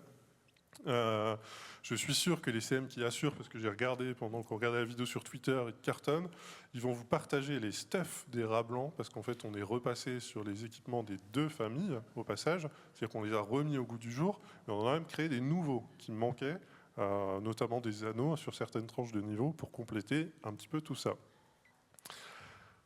La plus belle, voilà, je suis obligé de le dire. Oui, si on aime avoir chaud et transpirer, effectivement. Il fait très chaud à Brakmar.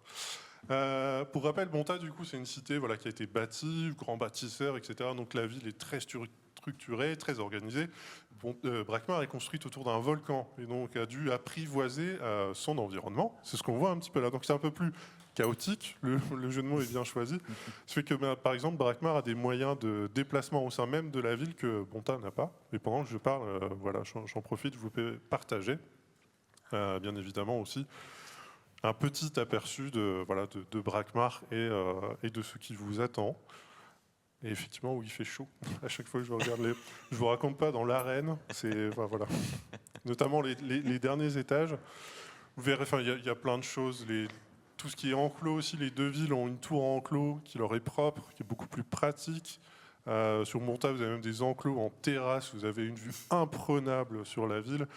Brakmar, c'est en sous-sol, plus tu descends, tu te demandes ce qu'il doit rester des dragodindes, parce que voilà, elles sont sur la lave directement. Mais non, c'est super bien. Plein de belles choses. Et les égouts aussi, bien évidemment. Voilà, les égouts de Brakmar. Alors, ils sont moins classe que les nôtres. Oh, moi, j'adore. Là, on découvre du coup la famille, les rats noirs, voilà, ils sont dans un autre style. Et puis le rat noir aussi qui a un peu évolué, mais il a moins changé dans son esprit par rapport à sa version d'origine. Il a juste été remis au goût du jour. Et pareil, la zone a été refaite, le donjon a été refait. Il y a des quêtes aussi, par exemple, dans les égouts qui n'existaient pas avant.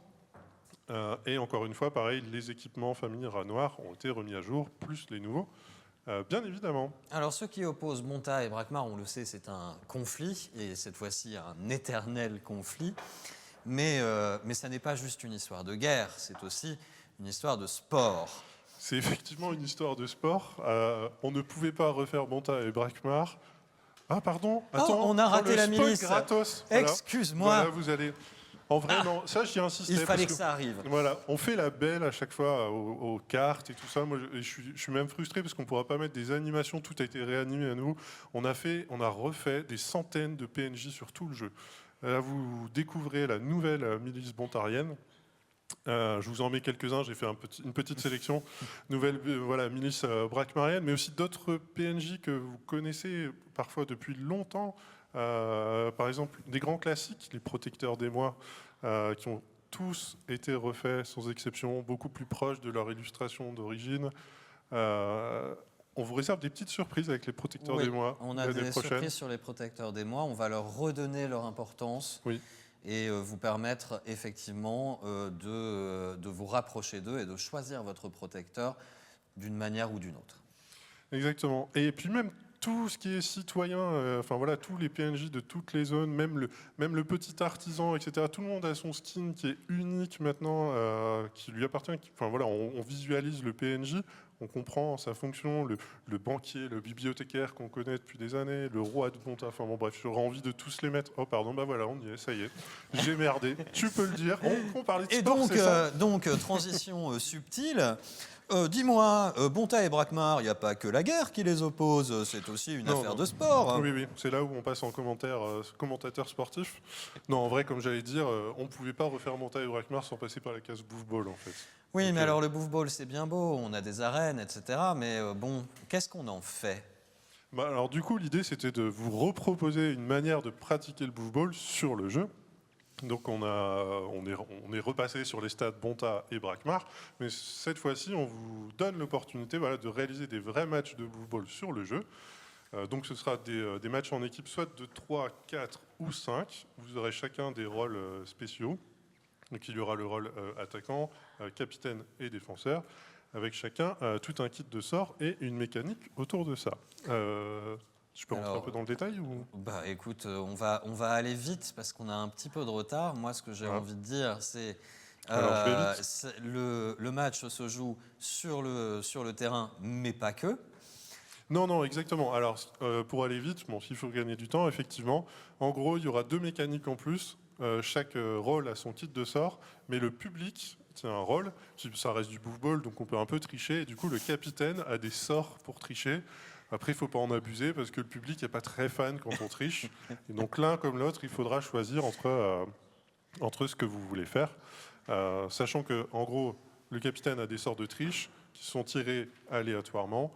Plus on triche, moins le public est content, moins le public apporte des modificateurs qui seront en faveur d'une équipe ou d'une autre pendant les matchs. Je mets un petit résumé. Je crois que c'est celui-là, du kit de sorts entre guillemets. Mais comme d'habitude, à chaque mise à jour, vous aurez des devlogs et je suis sûr que les CM sont derrière en train d'arroser d'informations. Il va falloir suivre le live derrière moi. Mais en vrai, c'est vraiment super, on est content. Oui. J'ai hâte de voir les réactions, j'ai hâte de voir aussi si vraiment ça prend. Si ça prend, il y aura matière à réflexion pour la suite. Pour d'autres aspects aussi, en tout cas, ça fait plaisir d'avoir un jeu dans le jeu. Et de proposer une activité un petit peu différente. Et puis, on est toujours dans une entreprise transmédia, on le dit, on le répète. Et là, vous pouvez retrouver ce Bouffe Ball dans le film Dofus, mais également dans Wakfu, la série. Si vous voulez vous replonger dans l'ambiance des vrais matchs de Bouffe Ball, où tout est permis et où le public, effectivement, a une influence sur l'issue du match, allez-y, c'est que du bonheur, c'est que du plaisir. On espère que vous allez retrouver cette émotion sur le terrain. Tu me crois si je te dis que je sais plus de quoi je parle dans la foulée, que je vais être obligé d'afficher cette slide? Allez, go, vas-y. Je prends le on n'a risque. pas peur, on n'a pas peur, on y va.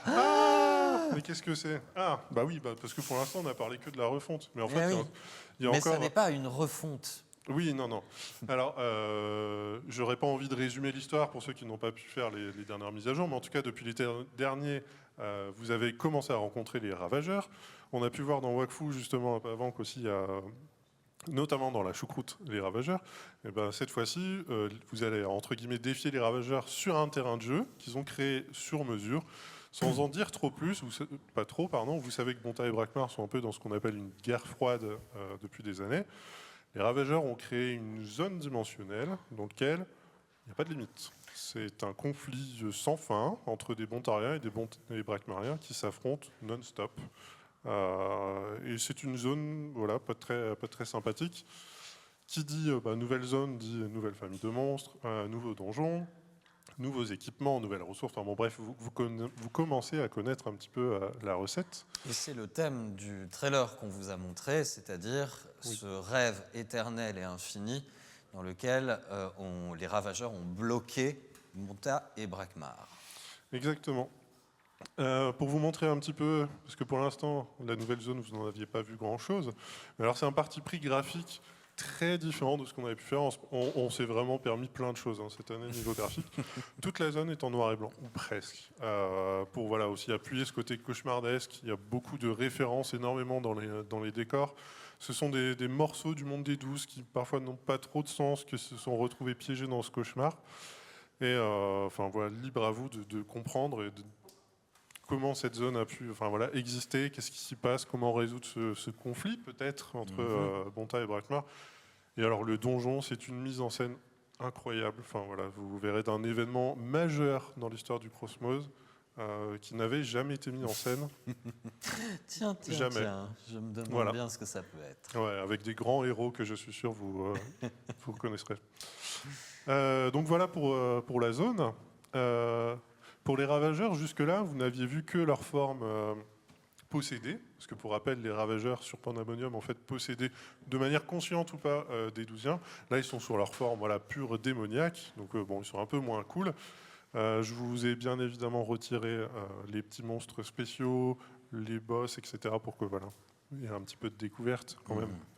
Mais pareil, pour gagner du temps, c'est sur les réseaux sociaux qu'il faudra suivre, réagir, mais vous pourrez découvrir que ces nouveaux monstres débarquent avec leur lot d'équipements. Il y a notamment des nouvelles panoplies, dont une incroyable, basée sur l'aurore pourpre, qui est un truc de fou, vraiment de fou. Mais bon, on s'est dit qu'on n'allait pas trop rentrer dans le détail, puis maintenant le timing nous guette. Je vois ton regard, donc je peux quand même parler d'un petit truc. Mais oui, tu peux parler, bien sûr, vas-y. Celui-là, on peut en parler quand même un petit peu. Tiens, on l'a montré, il va peut-être falloir s'expliquer. Oui. Ou pas trop. Ou pas. Vous verrez qu'il est fortement, étroitement lié à l'histoire de la zone. Il en est peut-être à l'origine, peut-être que ses pouvoirs se tirent de la... bon, bref. En tout cas, c'est pas un Dofus comme les autres. Non, pas du tout. Pas du tout, effectivement. Et puis, on peut voir que... Si on le décode un petit peu graphiquement, il y a un peu de ravageurs, un peu peut-être de Bonta et de Brakmar dedans, mais il faudra faire le lien. Et puis, je sais que c'est un peu une obligation. Tu vois, je suis un tortionnaire, je le floute jusqu'au bout. Je vous le montre, on n'aura pas le temps de réagir dessus. On ne va pas commenter. On ne va pas commenter ? Non, on ne va pas commenter. Faites des captures d'écran, attention. Allez, c'est parti. Voilà, ça c'est toujours le petit reveal qui fait plaisir. D'habitude, on prend un peu le temps sur les lives. Mais bon, là, je suis un tortionnaire. Hop, je passe au point suivant. Et puis, Ah oui, on avait dit que c'était aussi le moment où on commençait à réformer les features sociales. Et on va commencer avec l'amélioration des guildes. Alors, très très vite, Logan. Mais c'est un marathon que parti. tu vas me faire faire. Ah J'ai oui. plein de trucs à dire en vrai. Ah oui. J'ai 3 minutes de retard là. 3 minutes de retard. Et ben donc on a commencé à se pencher sur les guildes, comme promis, avec un peu de retard, je sais, on avait dit qu'on s'attaquerait au social. Vous comprendrez un peu plus pourquoi après, mais oui, on a pris du retard sur la partie sociale. En tout cas, on voulait à tout prix commencer par les guildes, notamment sur la partie recrutement, gestion des guildes, etc. D'ailleurs, il y avait un des trucs qui n'allait pas du tout sur le jeu, c'est que si tu n'étais pas dans une guilde, tu pouvais même pas ouvrir l'interface. Du coup, on voulait proposer des nouveaux outils aux joueurs pour gérer leur guilde, et notamment pour le recrutement, en fonction de vos intérêts, de votre disponibilité, très important de votre communauté aussi, parce qu'on a aussi des serveurs internationaux, de quand vous jouez, de votre niveau de jeu, etc. Donc chaque guilde va pouvoir en gros faire ses offres d'emploi. Voilà, je cherche des gens, je cherche mon activité. Et surtout, qui dit offre d'emploi dit candidature. Alors ce qui est intéressant, c'est que déjà en jeu, du coup, on peut retrouver toutes les guildes qui existent sur votre serveur maintenant, une fois que... Et puis, du coup, vous pourrez postuler directement au sein d'une guilde, même si le meneur n'est pas connecté. Alors ça, je sais que non, mais c'est génial. Oui, parce qu'avant, tu étais obligé d'attendre qu'il soit là, etc. Bien pour sûr. discuter, tout ça. Mais là, en gros, c'est vraiment de manière totalement asynchrone. Donc, on a fait plein de boulot sur cette partie-là pour pouvoir avancer ça. Donc voilà, ici on a un exemple d'une magnifique candidature. Libre à toi de l'accepter ou de la refuser. Bon bref, c'est que des captures d'exemples, hein, mais vous avez saisi l'idée, j'en suis sûr. À côté de ça, des outils aussi pour gérer aussi un petit peu la guilde, mais c'est que le début de ce qu'on veut faire. On va continuer l'année prochaine à donner d'autres outils pour le jeu en guilde, c'est vraiment le deuxième aspect. Mais là, on voulait vraiment qu'on donnait plus d'outils pour jouer ensemble, plus facilement, etc. Et on a plein de choses prévues pour la suite. Formidable. On commence par les guildes, mais on va continuer ce travail sur les aspects sociaux de manière à continuer à vous faire plaisir. Écoute, je ne sais pas, tu as encore des choses à montrer ? Je ne sais plus, c'est quoi après ? Mais vraiment, pour moi... Ah oui, pardon. Bah oui, dis-moi. Oui. Ah mais incroyable, en vrai, il y a tellement de trucs dans cette image que j'en oublie des trucs. Pour moi, tu as encore 3 slides. 3 slides, ouais. Ok. Alors, simple. Vous commencez à avoir plein d'objets d'apparat. On sait que vous aimez beaucoup ça, qu'il y a énormément de styles différents, mais ça devient compliqué de se retrouver entre ces différents objets. 2 choses. On a recatégorisé tous les objets d'apparat du jeu qui sont désormais dans une catégorie unique. Ce qui fait qu'avant, c'était séparé entre les équipements, les montures, les potions d'attitude, etc. Il y a une petite nouveauté, c'est modification de l'inventaire. Il y a un onglet dédié. Tous vos objets d'apparat atterrissent automatiquement dedans. Ce qui vous permettra de gérer ça plus facilement. Ça aussi, c'est que le début de ce qu'on a envie de faire. On en a parlé un peu dans la FAQ tout à l'heure, mais c'est les premiers pas. Qui dit nouvelle catégorie d'objets, dit du coup nouvel hôtel des ventes. Donc on a placé que dans Bonta et dans Brakmar, soit dit en passant. Donc là, pareil, avant, vous deviez disséminer dans tous les hôtels de vente différents. Maintenant, tout est centralisé au même endroit, ce qui vous permettra de vous retrouver plus facilement. Ce qu'on voulait aussi, c'était créer un rendez-vous pour les amateurs, de pouvoir personnaliser son personnage. Donc, à côté de l'hôtel d'apparence, on s'est dit, pourquoi pas faire une petite zone. On sait qu'il y a des concours de skins, etc. On s'est dit, on va vous donner des petits outils. Et du coup, dans Bonta et dans Brakmar, on a créé un nouveau lieu de rendez-vous où vous avez un podium, un défilé. Vous pouvez vous asseoir et regarder. Il y a un petit rideau, on peut aller se cacher derrière, se changer, et hop, on ressort au milieu de la scène. Enfin bon, bref. Et ça va faire plaisir aux collectionneurs et à ceux qui aiment. Moi, je veux voir des concours en jeu. J'attends que ça. Bon, écoute, je vais te dire la vérité, Logan. Ça va faire 2h45 que je suis assis sur ce fauteuil. Je ne sens plus mes fesses. Je pense que tout à l'heure, quand je vais me lever, vous allez me voir m'étaler au sol. Ou aller aux toilettes, moi, je pense surtout. Non, ça, je ne fais pas. Je suis bontarien. Les bontariens ne vont pas aux toilettes.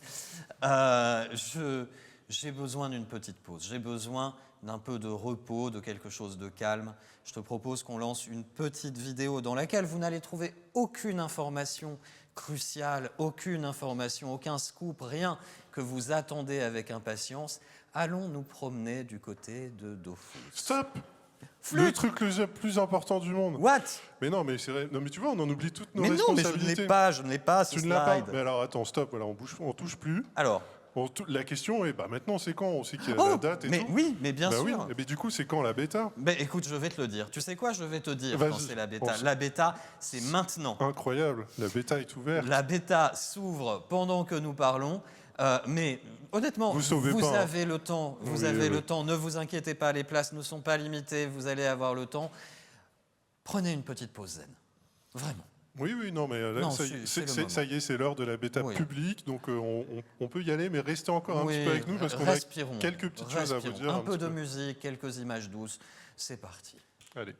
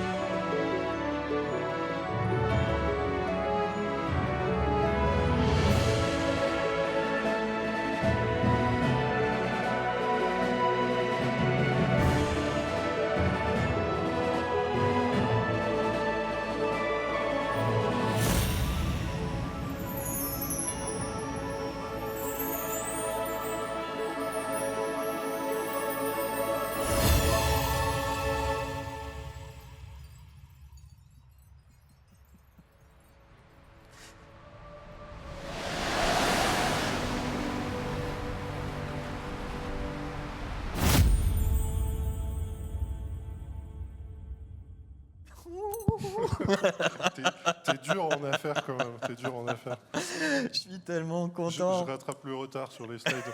Pardon. Bon, voilà, ça y est, Dofus Unity, c'est en 2023.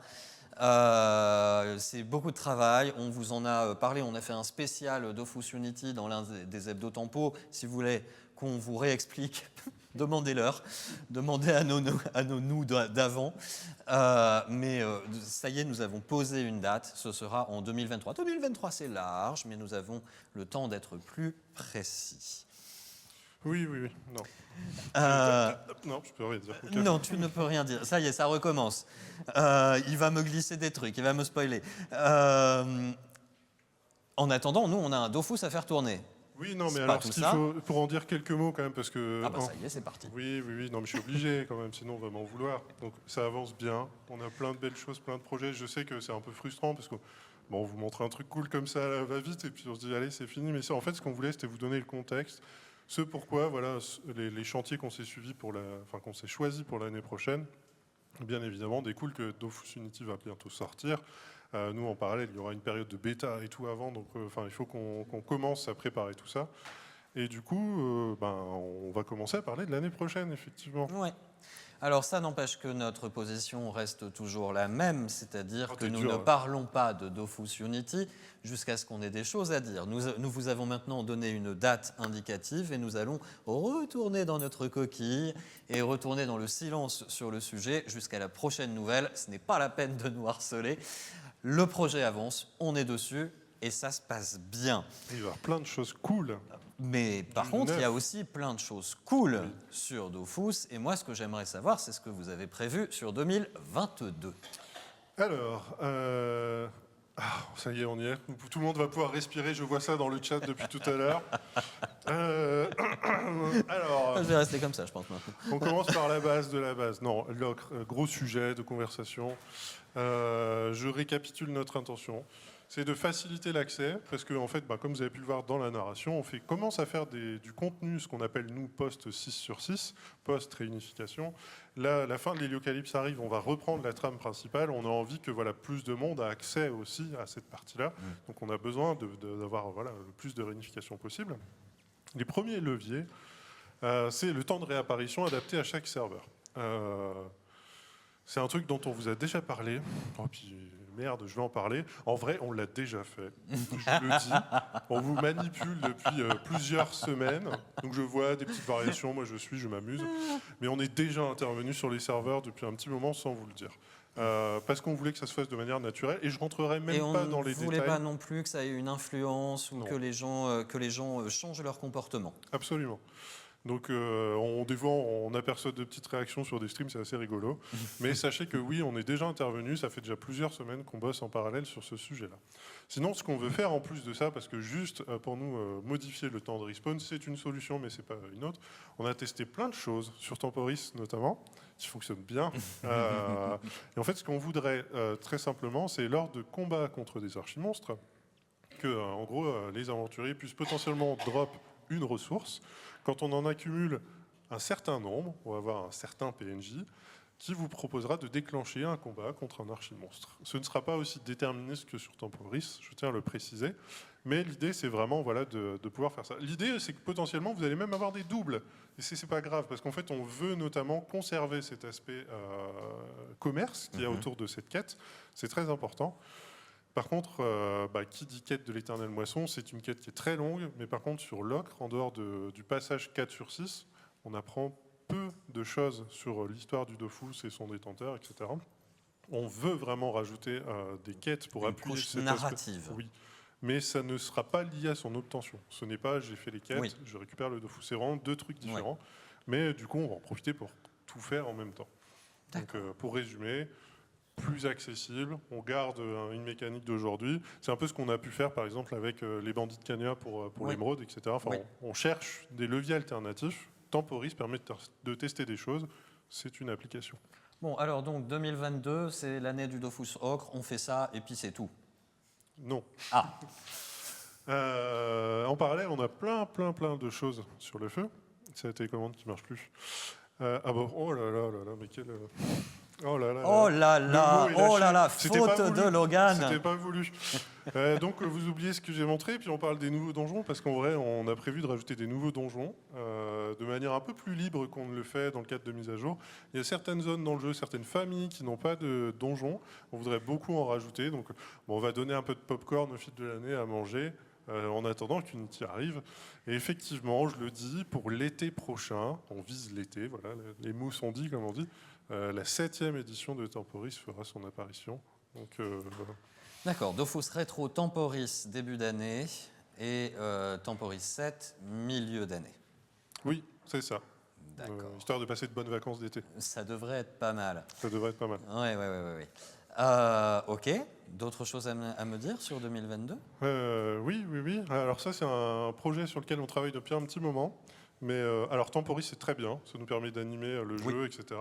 Mais on a envie de proposer un tout nouveau type d'événement sur les serveurs traditionnels, un événement temporaire. Pour ceux qui étaient là à l'époque, qui ont vécu par exemple l'appel de Draconiros, on aimerait refaire quelque chose dans le même genre, un peu plus d'envergure, pour pouvoir vous proposer un peu un nouveau challenge. Ça, ce sont des animations dans le jeu, sur les serveurs traditionnels. Oui. Moi, ce que j'ai appelé en interne du Temporis Legacy, entre guillemets, c'est-à-dire qu'on voudrait faire l'équivalent d'un Temporis, plus petit probablement, sur les serveurs traditionnels. D'accord. Donc avec des succès temporaires, etc. Ok. Donc l'idée, c'est quand même de rappeler que nous sommes à fond sur Dofus Unity, que ça demande énormément de ressources. Là aussi, je vous oriente vers les précédents hebdo-tempo dans lesquels on explique en détail ce sujet, que effectivement notre équipe travaille à la fois sur le jeu actuel et sur Dofus Unity avec l'aide de structures externes, mais ça n'empêche pas qu'il faille aussi que nous émettions de l'énergie. Et donc on va encore avoir une année un peu différente des précédentes, et avec du contenu, mais peut-être un peu moins que les années antérieures, mais de l'ajout quand même de fonctionnalités, de l'animation. J'ai pas fini. Et voilà. Il y a encore d'autres trucs. Alors c'est parti. Étonne-moi, Logan. Je n'arrête pas. Les guildes, parce que quand même là on commence, mais comme je disais, on va continuer le boulot sur les guildes l'année prochaine. Alors je sais qu'il y en a qui ironiseront un petit peu, parce que voilà, c'est quelque chose qu'on a déjà abordé, déjà annoncé. Oui, on a pris du retard. Maintenant, ça va un peu mieux et on est plus avancé, plus serein sur le portage pour pouvoir avancer là-dessus. Le deuxième sujet, il n'est pas des moindres, c'est les anomalies temporelles. Ça, c'est un sujet sur lequel on n'a jamais eu l'opportunité de revenir. Aujourd'hui, on le sait, on a l'équivalent d'à peu près une dizaine de donjons avec des boss exclusifs, avec ça, qui sont très peu faits. de par les contraintes. Sur Temporis, vous le voyez, on les désactive par défaut. C'est un système qui ne nous va pas. On n'a jamais eu l'opportunité de revenir jusque-là. On va le faire. On va séparer le contenu de la feature. Voilà, je sais qu'il y en a qui attendent qu'on retouche au pouvoir légendaire de familier, qu'il n'y a pas suffisamment de reward dans les anomalies. Enfin bref, on va faire un petit package. Et puis surtout, quand on a refait la refonte de Pandala, on avait prévu quelques petits boss qu'on s'était gardés pour un nouveau concept. Bon, peut-être que des nouvelles anomalies arriveront par la suite. Donc on va vraiment splitter les deux. On veut que les anomalies, ce soit un truc sympa à faire, événementiel, sur le serveur. Et après, on va revenir sur la mécanique un peu bonus-malus pour que ce soit globalement moins punitif. Et puis un dernier truc, c'est qu'on espère vous retrouver, on espère pouvoir de nouveau faire des événements et vous retrouver en convention. Et qui dit convention ? Qui dit boss, voilà. Donc on a parlé de celui de rétro, mais celui-là, il est un peu spécial. Alors l'illustration, je cherchais un truc un peu symbolique. Je me suis dit, voilà, le père Fidoclier, je pense que ça parlera à tout le monde. L'idée, c'est très simple. Encore une fois, si les conditions sanitaires le permettent, on sera à la Japan Expo avec un nouveau boss de convention. Et le boss de convention, ce sera jouable sur Unity. Ce sera la première fois que les joueurs mettront la main sur le jeu. Oui. Donc ça veut dire que si on a une Japan Expo, et si nous y allons, et ça fait beaucoup si vous venez, vous pourrez jouer sous Unity. Oui, exactement. On voulait créer un petit rendez-vous pour que les joueurs aient la chance, l'opportunité de mettre la main sur la toute première version jouable publique. Et voilà, un petit boss de convention, c'est quand même cool, quoi. Avec toutes les récompenses qui viennent avec, etc. C'est tout pour toi ? Non, je peux continuer, c'est bon. Les alliances, gros sujet épineux, gros sujet épineux. En fait, pour ceux qui ont compris la logique, on veut cleaner certains systèmes de jeu qui sont guild, alliance, anomalie, enfin bref, certaines features de gameplay, histoire de cleaner le maximum de choses avant de sortir la version Unity. Donc c'est ce qu'on va s'appliquer à faire l'année prochaine. Qui dit système de jeu, je fais un petit parallèle. On continue les équilibrages de classe. Je remercie vraiment Crocus pour ses lives et tout, et même si on le sait, c'est pas toujours dans la meilleure humeur. Mais honnêtement, avoir quelqu'un comme ça qui vient régulièrement en live discuter avec vous, vous vous rendez pas compte de la chance que vous avez. Et c'est très cool. Et on va continuer du coup ces chantiers-là et on ne s'interdit pas de faire de l'équilibrage de classe en dehors des mages, comme on a pu le faire parfois au cours de l'année. Le fameux nerf, Kras, Ram, voilà. On a fait des choses. Je pense qu'on va s'autoriser à être un peu plus permissif sur ce genre de choses et pas forcément attendre des mages pour équilibrer des trucs. Et le dernier sujet lié à ça, c'est le Coliseum. Là, on a fait la première partie sur la partie socle, traitement, signalement, mode tactique. En fait, on a fait déjà pas mal de choses. Mais on a plein de choses en stock, d'idées sur le Coliseum qui vont arriver l'année prochaine. Je vous en dis pas plus pour l'instant, mais on va un peu revenir sur le système de ligue, les modes de jeu, etc. Comment on s'inscrit en équipe. Enfin bref, plein de choses cool. L'idée, c'est de faire un tour d'horizon. Et tout n'est pas là. Moi, je peux le dire, tout n'est pas là. Il y a encore des tas de petites choses qui peut-être seraient moins photogéniques, on va dire, mais qui pourraient changer votre vie ou changer la vie de certains de nos joueurs. On en parlera, on va avoir le temps, on se ménage aussi quelques surprises. J'en ai une dernière, probablement. Je ne m'arrête jamais. Mais ce que je vous dis, c'est que voilà, fin d'année prochaine, vous aurez une toute nouvelle contrée à explorer que vous ne connaissez pas. Je ne peux pas en dire plus, c'est trop dur. Mais voilà, on va vous emmener sur un nouveau terrain de jeu. Je pense que ce sera le meilleur résumé que je peux te proposer là maintenant. Et en parlant de nouveaux terrains de jeu et de vous emmener sur un nouveau terrain de jeu, on a un petit truc encore à vous annoncer qui devrait vous faire plaisir, mais je vous propose de découvrir ça en vidéo.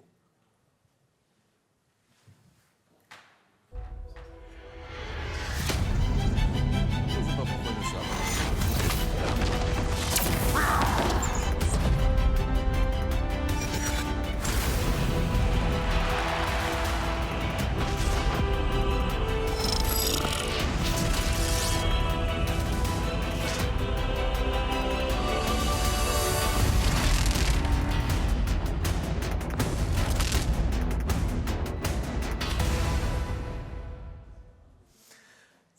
je suis debout. Je veux remercier évidemment Logan d'avoir passé ce moment avec moi et de vous avoir donné toutes ces incroyables informations. Mais parlons maintenant de cet événement incroyable, l'Ultime Bataille. L'Ultime Bataille, c'est un événement physique qui sera organisé à Paris le 18 décembre, le samedi 18 décembre. Il n'y aura pas beaucoup de place, mais vous pourrez aussi le suivre sur Twitch. C'est un événement évidemment qui va opposer le hashtag Cité Sombre et le hashtag Cité Blanche. Vous aurez reconnu Brakmar et Bonta. Et ces villes seront représentées par des streamers de renom. Il va y avoir des noms de folie. On ne peut pas vous les annoncer, mais croyez-moi, il y a vraiment du lourd et peut-être des personnes que vous n'attendiez pas. On est ravis de les accueillir. Vous en saurez plus le 3 décembre. Donc, vous allez devoir faire preuve d'un petit peu de patience.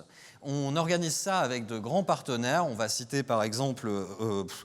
je ne sais même pas où commencer. Énergie, Logitech, Crunchyroll, Solari, Smith, qui nous fait le plaisir d'être là. Bonjour, bonjour. Et d'autres.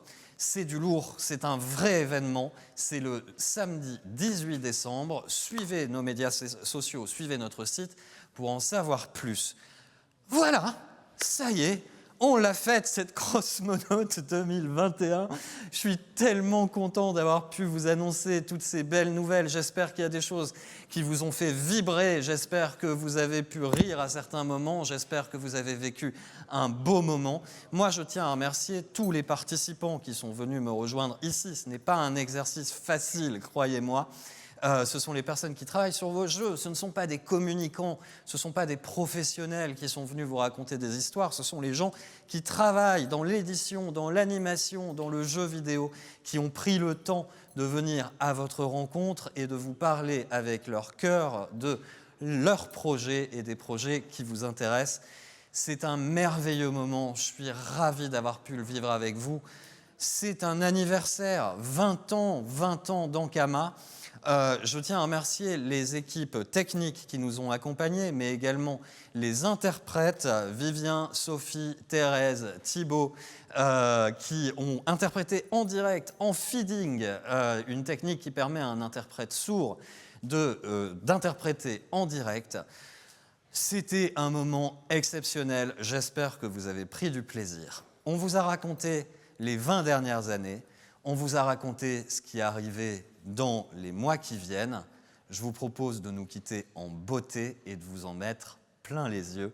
Prenez soin de vous, prenez soin de ceux qui vous entourent. Merci de nous avoir suivis, on vous aime, à la prochaine.